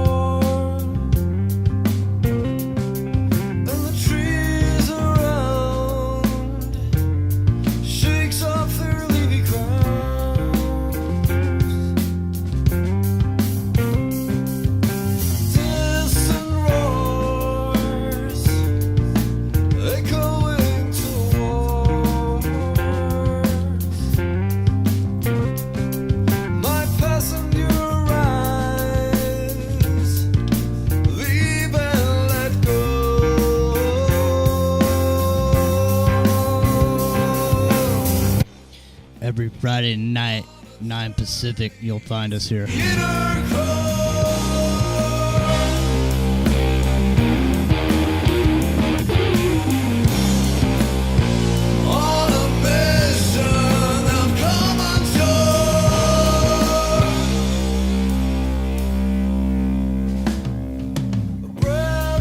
We've been talking about the intervention of a power greater than yourself. The AI. Does it exist outside your perception of its ability to understand the world around you in a way that's impossible for you to perceive? Is your situational awareness the same? Maybe it is. I don't know. We've been talking about it. We're going to be talking about some comedy this hour here. We're talking about language, you know. Does the, you know, when the language changes, when it's okay to say this and now it's not okay. and you didn't get the memo, but all of a sudden you're just acting like you always have. You think certain stuff's funny because, you know, when you grew up, that's what you were taught was funny. Because they played a certain laugh, didn't they, Epic German? They made jokes and then they had a laugh track. Laugh tracks, yeah. And like prompted you to laugh. Yeah, but like back then when people were watching TV and they heard the laughing, they weren't of the mind of ever even considering that wasn't real laughing, that there wasn't, because you thought there was a studio audience every time there was a TV show that was on. So people didn't at that time even have this perception that there's something weird going on. You know, they didn't understand the magic of playing those sounds, you know, and making people think a certain thing is going on, right? What happened to you? Yeah. Gilligan's Island's the best example, probably, where you know that you should have known there's no studio audience, right? They're on an island. Even the studio set, there's no room for the audience on that set, right? But yeah, people did it for years. People just laughed along. I mean, then it got to be kind of so obvious. People who were hip to it, that they started filming more shows. But unbeknownst to the people, like in the studio audience, the producer would come out and go, okay, you know, hey man, you know, blah blah blah, you know, when you see this sign here that says laugh, it lights up, says laugh, yeah, we'll let you come here and sit in the room with these people that you consider to be celebrities or, you know, whatever it is. We'll let you sit in there with them, but you got to laugh and applaud when you see this sign. You know what I mean? So, I mean, really, that's the ultimate example of the rude example of exactly what we're talking about. But so now, all of a sudden, there's generations of people that were programmed to laugh at a certain thing or think a certain thing is funny. And now there's generations of people who are programmed to think that if you think that's funny, it's hurtful. And if you really, if you really dig down deep in your soul and think about some of the stuff that's funny, it is actually hurtful, you know. I mean, even though you're still going to laugh at it because you've been programmed to think something's funny, but I'm just saying, if you really consider it, some of the stuff where people made fun of people, you know, was hurtful to people, did hurt people's feelings or whatever. And it seems like, you know, the hurting of feelings in the future is not going to be tolerated, man. You know, you can't go around hurting feelings anymore. And on some level, it's like saying you're not for drunk driving, Epic Journeyman, are you? You know what I mean? It's, no, of course I mean, not. how are you going to say no to this, what we're saying right now? How do you say no to this? Go ahead. How do you say no to it? Well, that's going to be the dilemma, right? It's going to create a dilemma every time, where the logic is going to be such that you can't argue the logic, because the alternative is that humor. I mean, what happens when an AI decides to just, you know, if it adopts humor with like the Three Stooges, let's say, for example, and starts doing practical jokes of physical, you know, pain on people. Well, we laugh at it. I think that's funny at the time, back in, you know, when we were growing up as kids or something. But that's not cool, right? Why don't we just reduce it? To be, yeah. We should just reduce everything to one punchline, and everyone laughs at it, and that's it. You don't That's even your need cue. comedians. It's a cue. Yeah. You don't need comedians anymore. You It's know, that just, sign. you It's know. that sign, but it's a Pavlovian response, right? Exactly. you see a particular color, you laugh instantly. You see a It's particular just word. it's like THX 1138. You just buy the plastic, Yeah. and throw it in the hole or whatever. And that's, you know, that has to create the nut that creates the juice that creates the society, because you got to make a certain amount of money to keep the operation going, and you know, got to make a minimum amount of money every single day to make the operation move forward. So our operation is moving forward here. It's 11:11 on the West Coast. Bruce McDonald, are you still there? I cannot see him. I do not know if he's there, but That they're feeding the jaguars. he might be feeding jaguars, but you never do know. So anyway, so even the TV shows, like let's just drop back to say, if you look at a show like say All in the Family, you know, All in the Family. I mean, today and by today's standards, All in the Family is like a racist thing or whatever. But the thing about it was, it's a completely racist thing by today's standards. Yeah. But the thing about it was, the show wasn't popular because people liked Archie Bunker. The show was popular because it showed a particular stereotype. You know, then people thought that the stereotype was funny and ridiculous. It wasn't that people were resonating with this idea that he was putting forward, that that's a mentality. That is a certain mentality with a certain group of people. You know, but it's funny. It's just funny that, you know, the people next door spun off into their own show, which was sort of racist in and of itself too, only in the opposite direction. You know, I found what I consider to be absolute proof that was a operation completely, that those shows, and it's in the form of Carl Reiner, because Carl Reiner went to the Georgetown School of Foreign Service. He went to spook you. You only go there if you're going to be a spy, an ambassador, or a world leader. You don't go there to produce comedies and sitcoms unless it's part of something else. Yeah. He went there. Exactly, dude. Well, I mean, you could expand on that if you'd like to, because we didn't prepare this, but I mean, come on in here if you got something that has a little bit of meat on it. But I mean, I'll just say, there was a certain, there was a certain group of people that put out really. I mean, wouldn't you consider, for example, Young Frankenstein or Blazing Saddles? You know, excuse me while I whip this out, or whatever. You know what I mean? The dope smoking black dude or whatever. You know what I mean? Are you there? Yeah. I'm here. I was going to get something together with Reiner. Oh, yeah. No, just asking because. So no, but the thing is, no, that's another guy, Buck Henry and Mel Brooks. Mel Brooks, so exactly. The whole thing with chaos and control, that's real. That's not fake. I mean, they make a comedy out of it, but that's true. That's MI6 Inspector. I mean, they make a comedy out of it, but that is true. That is the way the world works, and they're making fun of it on TV, and people laugh at it.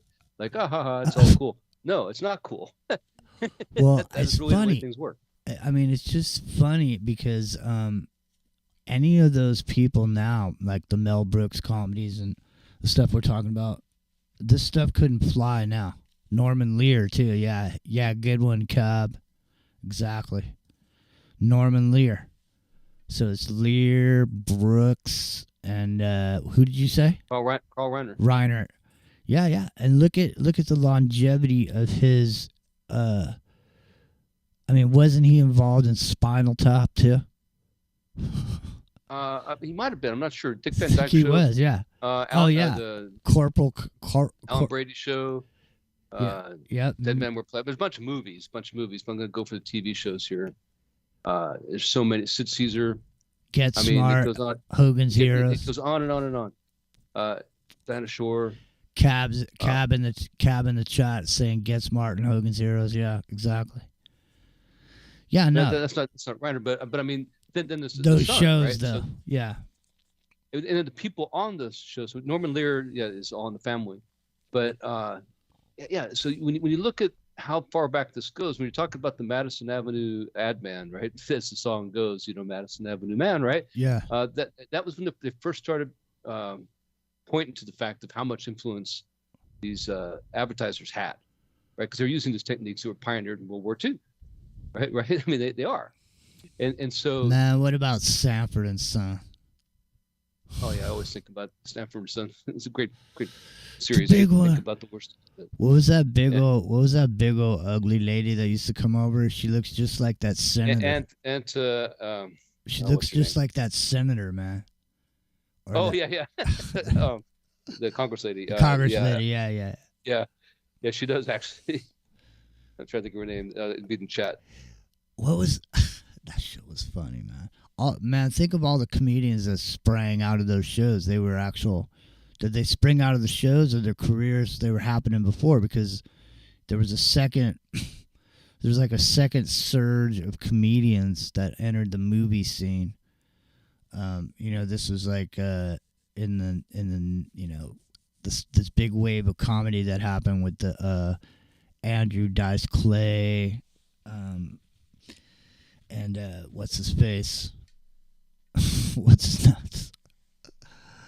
There's so many great comedians, man, over the years. But we're talking. I was typing ahead. Yeah, no worries, no worries. So, but the point is that a lot of what's gone on in the past could not fly now. And even if you were to, I think they recently redid All in the Family, and they had like Woody Harrelson was playing Archie.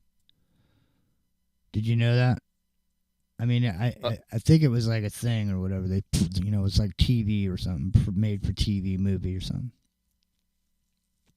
I didn't hear the first part. I was reading about Norman Lear, catching up on him a little bit. Yeah, because just the things we all mentioned, all his shows actually, All in the Family, Maude, Sanford and Son, One Day at a Time, Jefferson's, Good Times.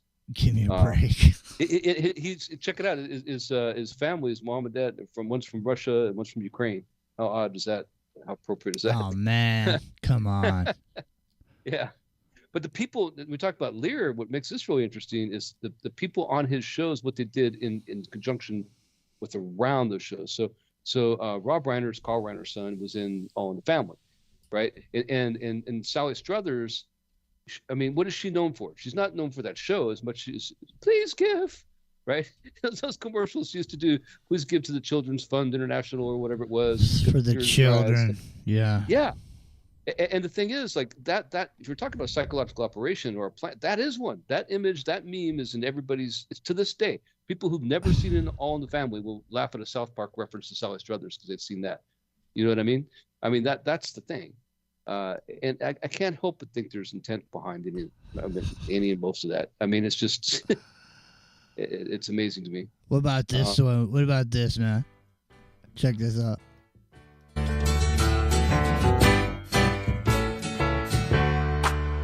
Welcome back. Your dreams were your ticket out. Welcome back. Up your nose with a rubber hose. Well, the names have all changed since you hung around, but those dreams have remained and they've turned around.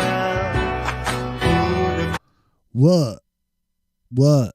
Remember John Travolta and this stupid guy? Whatever. The stupid honk. The lovable stupid honk. And then he like... Right. No, I'm just saying. Scientologist. Yeah. And I'm just saying he sprang-boarded that shit into like a major career. Did. Yeah, he sure did. Wasn't there tragedy around Welcome Back, Kotter? Wasn't some tragedy? Like what happened didn't he commit suicide? I thought he did. I'll have to look that up. Something happened. Maybe he died prematurely. Horseshack? The guy plays Kotter. Yeah. The guy played Kotter, right? Oh, Kotter. He committed suicide? Well, I'll have to look it up. Something happened because also the guy Chico and the Man, that guy killed himself. But I thought Freddie. Freddie Prinze. Freddie Prinze, yeah, the horror of the '70s comedy people. You know, this is gold. This is gold about Norman Lear, because he Benny joined the Air Force at the time that Lookout Mountain. He doesn't mention Lookout Mountain, but when that was getting started up, right? So there's a possibility there. But his dad sold junk bonds. He went to prison for selling junk bonds, and Archie Bunker was based on him, right? And then there's this thing with Charles Coughlin, Father Charles Coughlin. He's the guy who started the was supposed to be a coup against Roosevelt, and they had all these. It was the first white nationalist movement where they were going to take over the government to do a coup, and it was this Father Charles Coughlin guy, and so that guy was tinkering with his radio. He met the guy, Gabe Kaplan.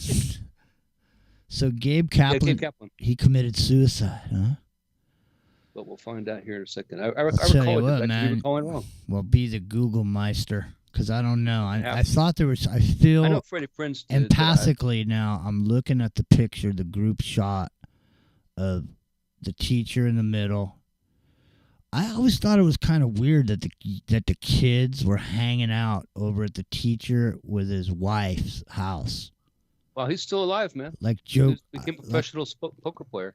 I always thought it was that's a Mandela effect to me right there, dude. I swear that guy has passed away years ago. Dude, I always thought it was weird that John Travolta was over there hanging around Gabe Kaplan's wife while he wasn't home. I thought that was kind of strange.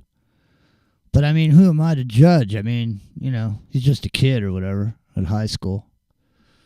You know. Right, because we all know high school kids don't have any hormones. He's just 6'4" and John Travolta or whatever. Moda Italia or whatever. He's like, what? You know, I don't know. Did he get into construction later on? I'm not sure. Gabe Kaplan or John what? Travolta? No, seriously though. So you had Horseshock. So you had Gabe Kaplan. This is a multiracial classroom. You had Mr. Cotter. And then you had John Travolta on the one hand and Lionel. What was that dude's name? What was the black dude's name that was in there? Lionel something. Forget his name. Then you had I think the guy was a Puerto Rican dude because he had sort of a natural, almost a afro, but not quite. So I would call it a natural. And, I'm still tripped out of Gabe Kaplan being alive and being a professional player in the poker tournaments. What the hell? Epstein, exactly. Yeah. Juan Epstein, exactly. Cab, man, Cab knows his shit. Yeah, well, I'm telling you. If Cab was on a game show right now, he'd be in the $10,000 square. Right. I'd be down to zero. I'd be down my last $100 on Double Jeopardy or whatever right now. Freddie Boom Boom. Yeah, see, that would be considered, racist. Now, I was watching some Richard Pryor earlier. I don't know. Rio is. People are asking about Rio. As far as I know, everything's okay. He's just buried with a bunch of this stuff that's going on with his work and these cars. So, that's basically what's going on. So I'm not sure what happened to Bruce, but he'll be back when he can, and if he will, then he will be. But other than that, here we are. So we're talking about this, and so earlier today, I was listening to some Richard Pryor, a Richard Pryor mafia joke. And I gotta say, I mean, I busted out laughing a couple of times, man. And the thing is like a lot of times you think something's funny. In other words, you hear a joke, but you don't like bust out laughing. It's hard to make somebody bust out laughing. Don't you think? It's easy. I mean, you can be sarcastic.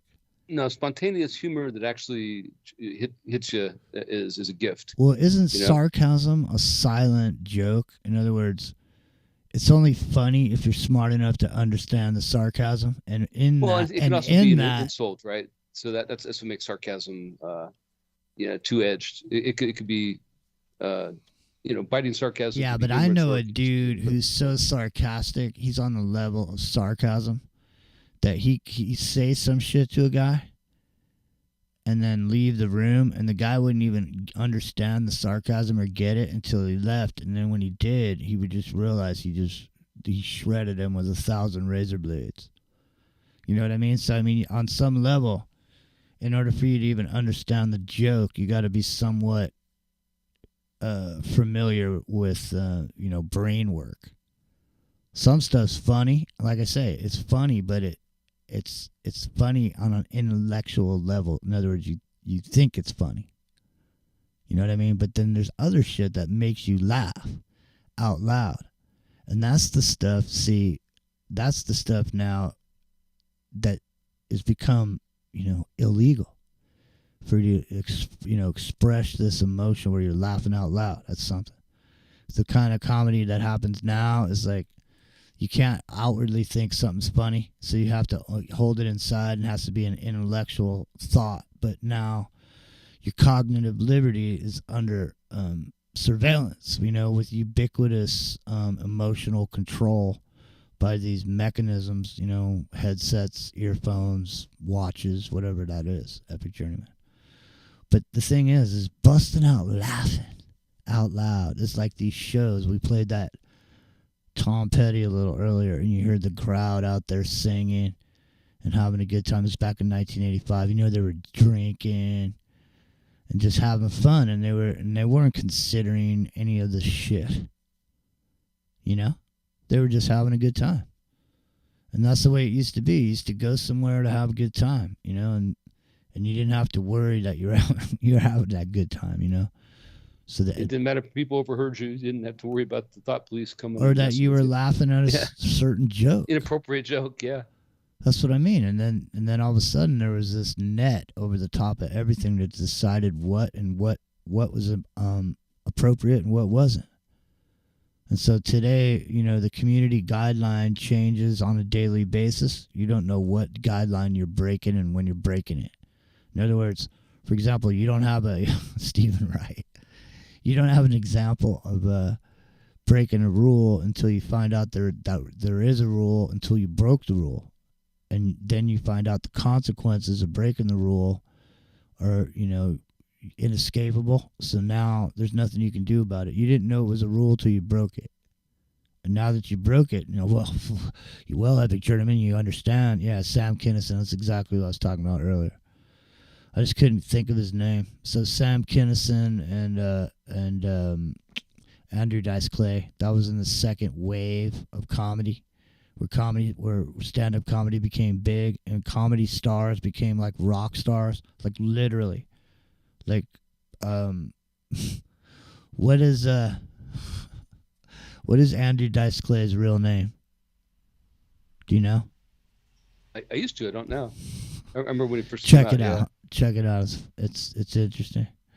But no, they became huge, those guys. And that was the second wave. All those guys, a lot of people got into the movies. You know, obviously Andrew Dice Clay did Ford Fairlane or whatever, but I mean, there was just a period of time. And, you know, if you were to say those jokes that Andrew Dice Clay was to say today, they would string him up by his nuts in public.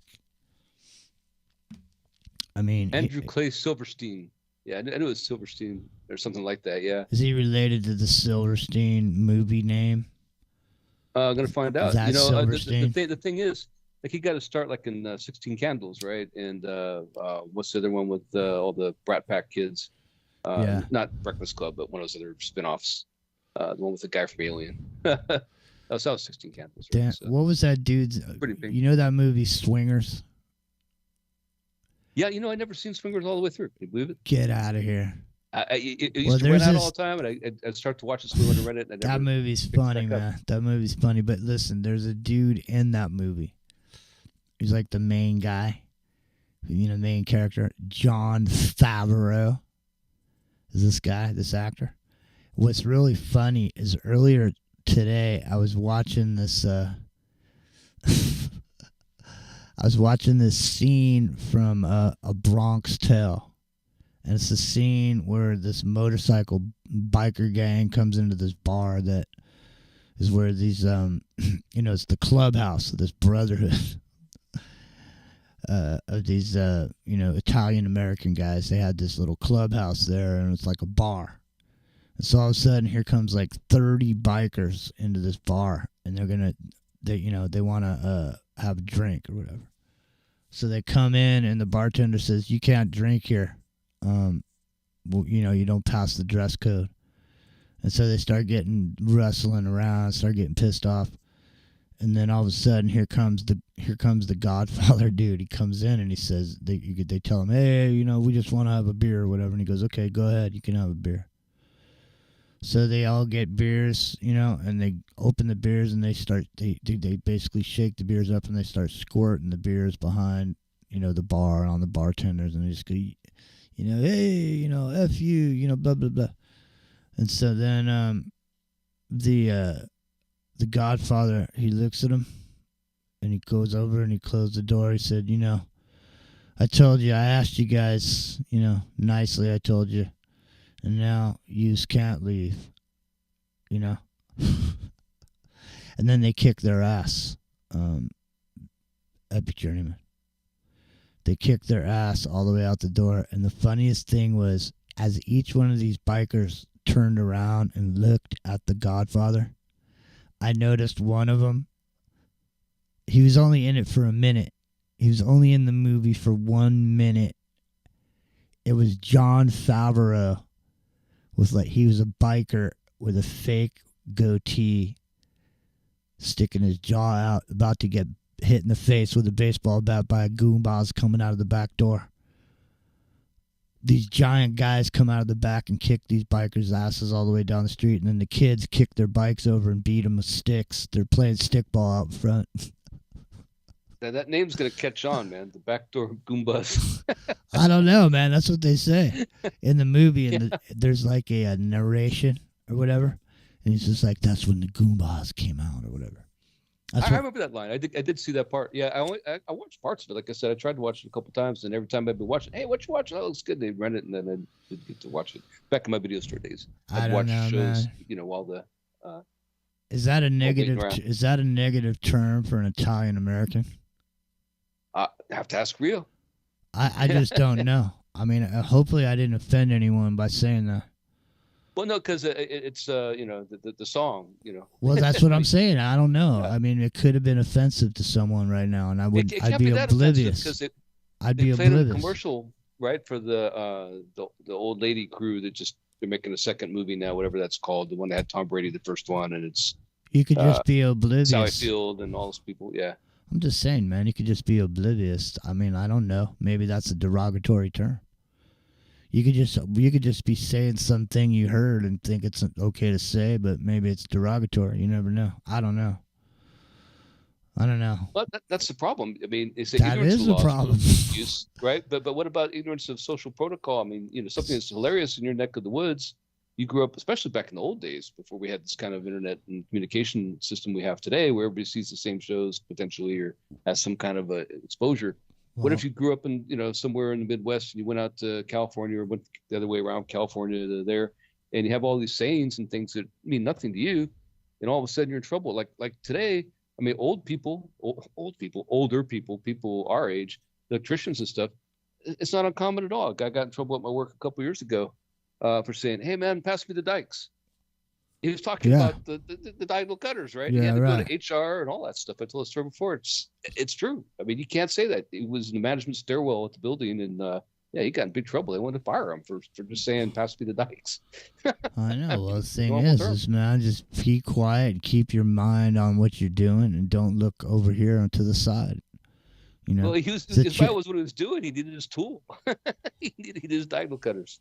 That's what they're called, dikes. Back in the day. And then he made another reference. He was trying to save himself, right? He says, "No, it's no different than talking about the broad jump, Well, man, all I'm saying is, listen, the thing is what we're moving into this period of time where we don't know when what we say is going to be considered to be wrong by someone, and who the someone is. Are the someones that are going to be in charge of that someone that we have been exposed to and made a decision about to be the one to sit over the top of everything? Because it seems like we were talking about earlier, the only one that's possibly going to be able to do something like that is the very thing that we can't have doing the thing that we need him to do. Right. Well, I think we're making a good concept for a TV show or a movie right now. The AI doesn't laugh. It'd be all about the fact that humor's outlawed, right? And everybody's going to have secret comedy clubs, and they tell jokes in secret, that kind of thing. It'd be like Fahrenheit 451 for they'll bring back all the old 90s comics in their old age, right? Yeah. They'll be out there, performing in these little. Well, I mean, even that Kramer dude, Kramer, remember? He got canceled originally, yeah. That's what I mean. He was hilarious in UHF, right before he became a guy on the Seinfeld show. That was his break into stardom. UHF. That's Weird Al Yankovic. Man, see, the thing is like, we're caught in this loop.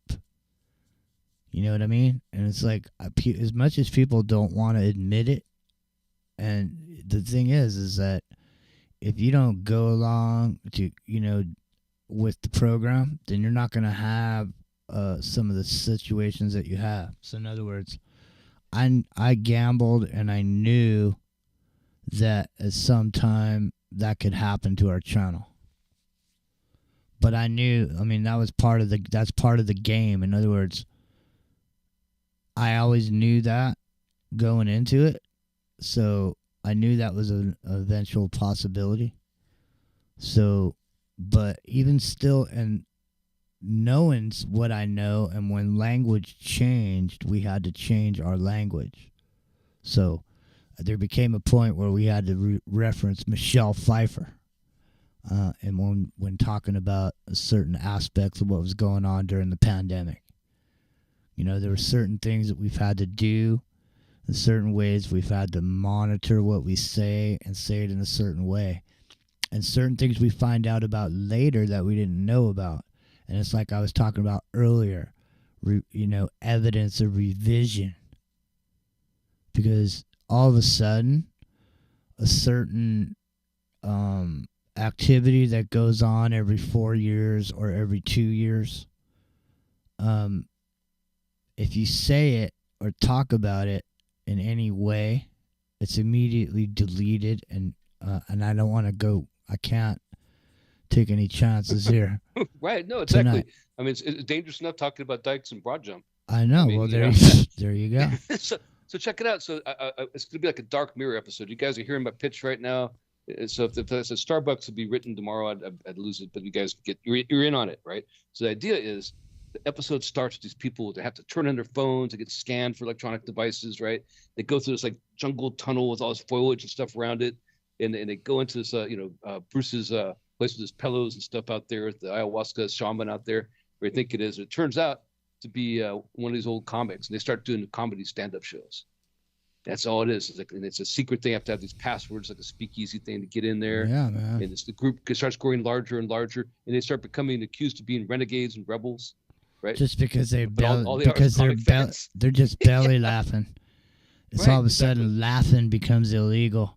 Yeah. And you just have to go someplace quiet to laugh, to gently laugh at what you were trained was funny. Right, you got to be AI free. You got to leave your electronic devices home and all that stuff. You got to get scanned to go in there. Yeah. I like it. It's a Dark Mirror episode. I'm hopping on it right now, guys. All right. Well, listen, we only got about 30 minutes left of Into the Microcosm. You can find us here Friday nights. Tomorrow night, we're on the Independent Broadcast Network. We're going to be talking about Disney tomorrow night, and not just Disney in the sense that you might be thinking, but there's aspects of the Disney operation. Disney's on everyone's mind, obviously. There's been a lot of Disney programming for our children where, you heard the word Disney and it had the Disney stamp on it. So, like we were saying earlier, once something becomes trusted, then after that, there's no more investigation to make sure. They just go ahead and trust it. And so, there's been a lot of children sat down in front of a lot of Disney material. But, we're going to talk about Walt Disney. We're going to talk about his connections to some of these agencies. We're going to talk about some of the psychological programming and engineering that was done in the beginning with some of the visuals that were being put out by the Disney organization, Epic Journeyman. And, of course, then there's the whole other aspect of it we can't really go into here on tonight. You got to leave your electronic devices behind.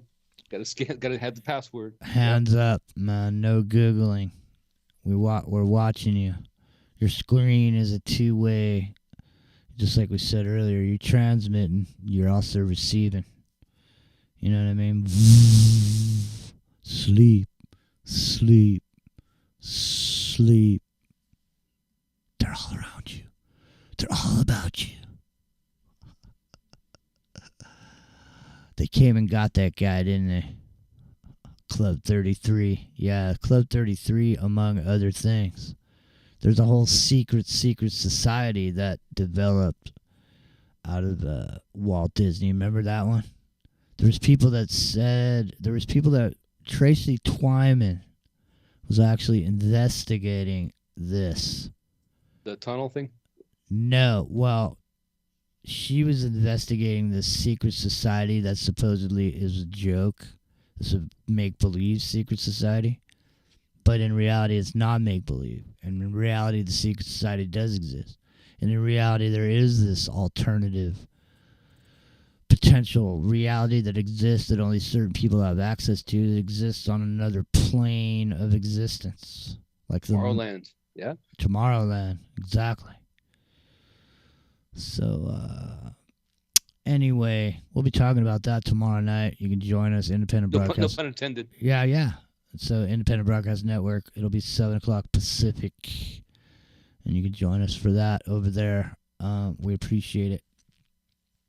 And I'm sure you'll appreciate it. I mean, if you got nothing better to do on a Saturday night. I know. I know. I must have nothing going on, Epic Journeyman, because I'm here every Saturday night. I'm here every Friday night. I'm just Right. here.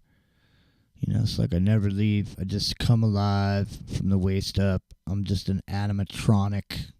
You're one of those holograms that was on 60 Minutes on Sunday. I'm telling you, that you're not going to be able to tell a difference at all in the future. And actually, you'll be in 3D in our room and everything. I know. Or I will be. We'll all be there. You won't be able to tell the difference. It's going to be that good. And it already almost is. It's almost that good right now. I'm sure it is that good already. Just like I'm sure it probably is too. Just I mean, with like the show, he said, Ray Kurzweil saying 2050. No, I've been following Ray Kurzweil since the 80s. And, you know, he invented the Kurzweil sound sampling computer. So he's all about mimicking reality, right? It's the original transhumanist. I mean, that's his thing. And so I was reading the Scientific American when he made that. And then he did the scanner, right? So the digital scanner, fax machine. And then he did speech to text, right? And all these things are about making, if you think about it, it's all about making the virtual, the digital, have a physical presence in the real world. It's all about this transition. So like he wants to bring his dad back. That was his motivation originally. We should do a show. I would like to have lunch with the guy. Actually, he's one of the most interesting people you could probably talk to. Well, but I mean, he's a character, man, and he wants to bring his dad back. He's trying to reincarnate his dad through technology. That's honest to God what he's trying to do. that was his goal. Well, we should try to get Zoltan back. He's out of Oxford now. He's free. He's out doing. I know. Well, not free. He's doing gigs again. I know. Maybe he's going to run for president in 2024. Could be. That's what I say, man. We were behind him. He could. Hey, we brought him to the table. We let people hear his platform. You know what I mean? Him and Andrew Yang. Yeah, him and Andrew Yang. I can see it totally. Yang, Zoltan. Yep. Zoltan Yang. That is better ring. Yeah, Zoltan yeah. Yang. Yeah. It sounds like a villain from Flash Gordon, doesn't it? Zoltan Yang, Zoltan Yang. Zoltan Yang, his most formidable lieutenant. Yeah. That reminds me, you could sing it to the song Panama Red. Remember that song? Panama Red, Panama Red. It'll kick you in the head. Remember that? You could sing it. Zoltan Yang, Zoltan Yang. Coming in with the bang. Yeah. They don't run with the gang. Oh yeah, a whole new gang. There you go. Hey man, his name's Joe, and he's going with the flow. All right, listen. We only got 15 minutes left. Listen, every minute is precious, ladies and gentlemen. Every moment is precious, and it's unique. It'll never happen again. And if you're in it, and whoever's in it with you, or you're in it by yourself, like I say, it's never going to happen again like that. It's a moment to be remembered, ladies and gentlemen. Don't quit 5 minutes before the miracle happens, ladies and gentlemen. I'm telling you right now. But in the meantime, there's one aspect of life that will make everyone's life happier. As you think of a river, okay? Think of the water, and it's running down the river. Okay? But you want to go up the river. Okay? No matter what you do, you can swim and swim and swim you want and swim until you can't swim no more. Eventually, your arms, your legs will give out and you'll float. And when you do, what happens, Epic Journeyman? Where do you go? Go downstream. That's right. So what's the idea then? The idea would be then go with the flow. All right. We got a few minutes left. Here, I'm going to use 7 minutes of my precious time with you tonight, ladies and gentlemen, to show how to go and enter the flow state. Flow is often described as a state of kind of effortless effort. We feel like we're propelled through the activity. Everything else just seems to disappear. Time is going to dilate, which is a fancy way of saying it's going to pass strangely. 5 hours go by in like 5 minutes. Occasionally it'll slow down. You get a freeze frame effect. I mean, anybody who's been in a car crash, for example. Intuition tends to get turned up a lot. This is a basketball player in the zone, seeing the hoop, and suddenly it's as big as a hula hoop. And our frown muscles tend to be paralyzed. And what that frowning is a sign that the brain is doing work. This is a constant issue in my marriage where my wife thinks I'm mad at her or somebody. And I'm like, no, I'm just thinking. This is just me thinking. I'm in robot mode.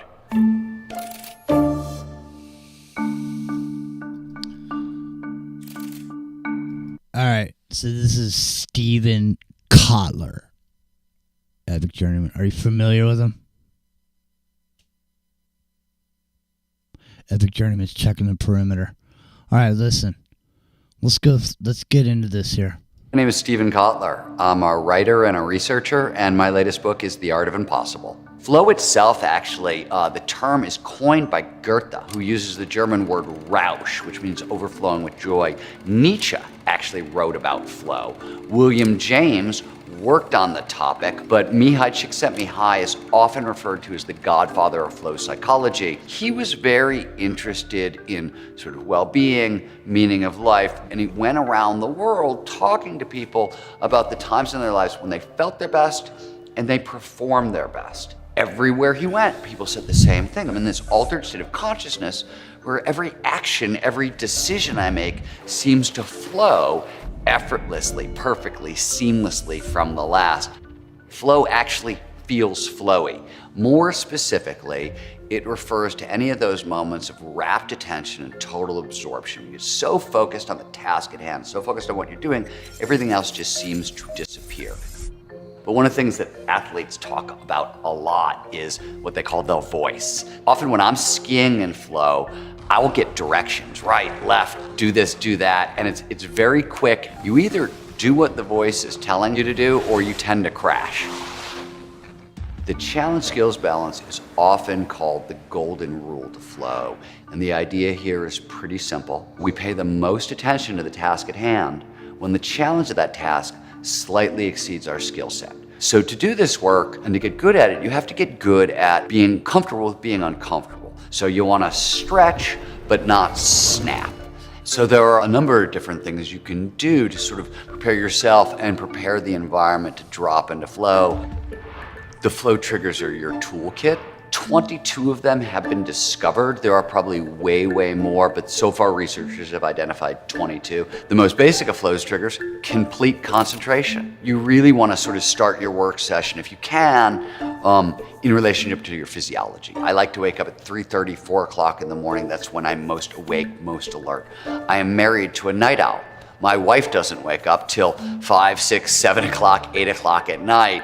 That's when her brain comes alive. And then you want to try to block out 90 to 120 minutes for uninterrupted concentration. Practice distraction management ahead of time. So you want to turn off your phone, turn off email, Twitter, Facebook, Instagram, etc. All your messages, all your alerts. There was a study where they found that coders in flow, if they get knocked out by distraction, a knock at the door, a text alert or whatever, it can take them 15 minutes to get back into flow. If they can get back in at all, flow only shows up when all of our attention is in the right here, right now. One way to kind of explore flow triggers, there's a cluster of them that are predominantly dopamine triggers. They drive focus, they drive attention, they drive alertness, and excitement. And there's a lot of different ways to get dopamine. Novelty produces dopamine. We see the same thing with unpredictability, complexity, the experience of awe. You look up at the night sky and you see stars everywhere, and you know those stars are actually universes, and you get sort of perceptual vastness. If you've ever done a crossword puzzle or Sudoku, you get an answer right, that little rush of pleasure you get, that's dopamine. And then you usually get a couple of answers right in a row. That's because the dopamine that is now in your system is amplifying pattern recognition. We get that same dopamine from risk-taking. And this looks like we've inadvertently discovered a dopamine emotional trigger mine here. Huh. Look at that. Epic Journeyman, are you still there? Have you checked the perimeter and not come back? Oh, here I was talking. I was muted. Yeah, No, so I listen. talk about the flow. You know, I had, No, had the it but was like listen, Pavlovian. did you That terms come up again? Yeah. No, but did you hear? I listened to it all though. Yeah, I listened to it all. No, I didn't hear that last part though. Did you were just saying- hear what he just said about this whole dopamine thing? Oh, awesome. Yeah. No, listen. Let's re-listen. We're replaying it, man. We got about 8 minutes left. I just want to replay this real quick. Hang on a second. Here we go. Let's just re-listen to some of this here. Hang on. In relationship to your physiology, I like to wake up at 3:30, 4 o'clock in the morning. That's when I'm most awake, most alert. I am married to a night owl. My wife doesn't wake up till 5, 6, 7 o'clock, 8 o'clock at night.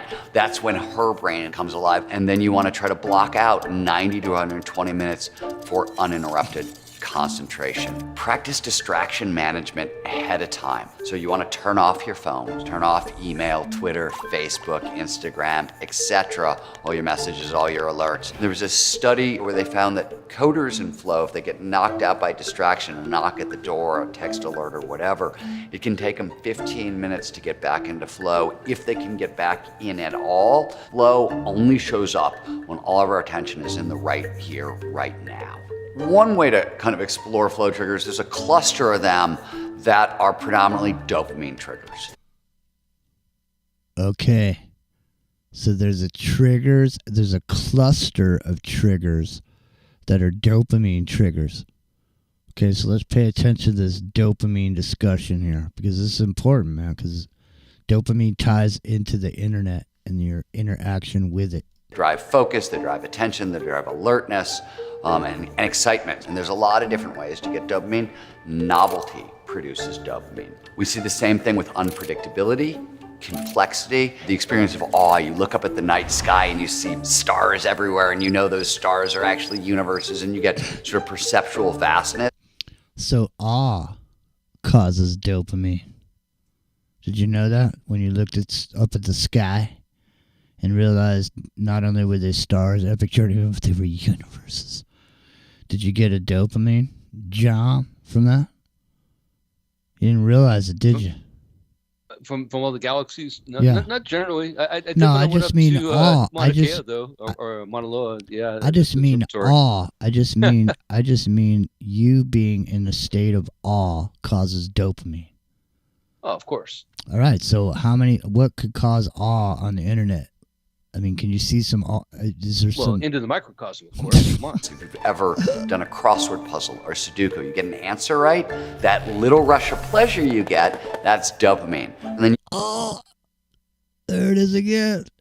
That little rush of pleasure you get when you get the answer right on the crossword puzzle. usually get a couple of answers right in a row. That's because the dopamine that is now in your system is amplifying pattern recognition. We get that same dopamine from risk-taking. And this could be physical risks, emotional risks, social risks, intellectual risks, possibly spiritual risks. So the thing is, what I just noticed is we get this. What he said was we get the same dopamine from all those other things. So it doesn't matter what the thing is. What matters is the dopamine. Epic Journeyman. So it doesn't matter what the thing is. All of these things he's describing, everything that he's describing gives you that rush. The dopamine not as a reward for taking the risk, which is what some people used to believe, but now we know it's to kind of drive motivation. Now there are lots of different intrinsic motivators, but from a motivation standpoint, there are 5, and they're all designed to be built into one another and work in a sort of specific order, in a specific sequence. The most basic human motivator is curiosity. One of the things we get from curiosity is focus for free. When we're curious about something, we don't have to struggle. We don't have to burn a lot of calories trying to pay attention to it. Curiosity is designed, biologically again, to be built into passion. And think about, we've all fallen in love, how much attention you pay to the person you're falling in love with. You can't stop thinking about them, can't stop staring at them. That's a tremendous amount of focus for free. Now, passion is incredibly useful, but as a motivator, you can go one better, which is purpose. Everybody wants to talk about, oh, I have a purpose and it's this big altruistic thing and it's good for the world, and all those things may be true, but from a peak performance perspective, it's very, very selfish. Once you have purpose, the system demands autonomy. I want the freedom to pursue my purpose. And once you have that freedom, the system wants the last of the big motivators, mastery. Mastery is the skills to pursue that purpose well. One of the really black clouds keep walking around with me. This has been Into the Microcosm. Thank you for being here. Revolution Radio, we'll see you later. YouTube, stay where you are. Independent Network, stay where you are. Revolution Radio, good night. See you next week. So maybe tomorrow I'll find my way.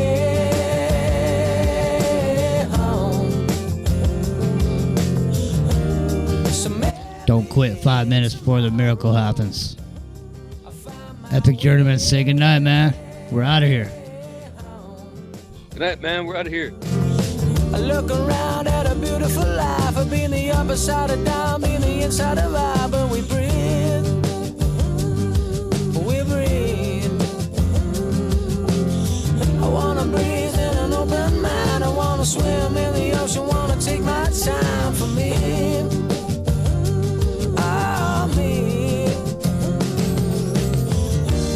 So maybe tomorrow I'll find my way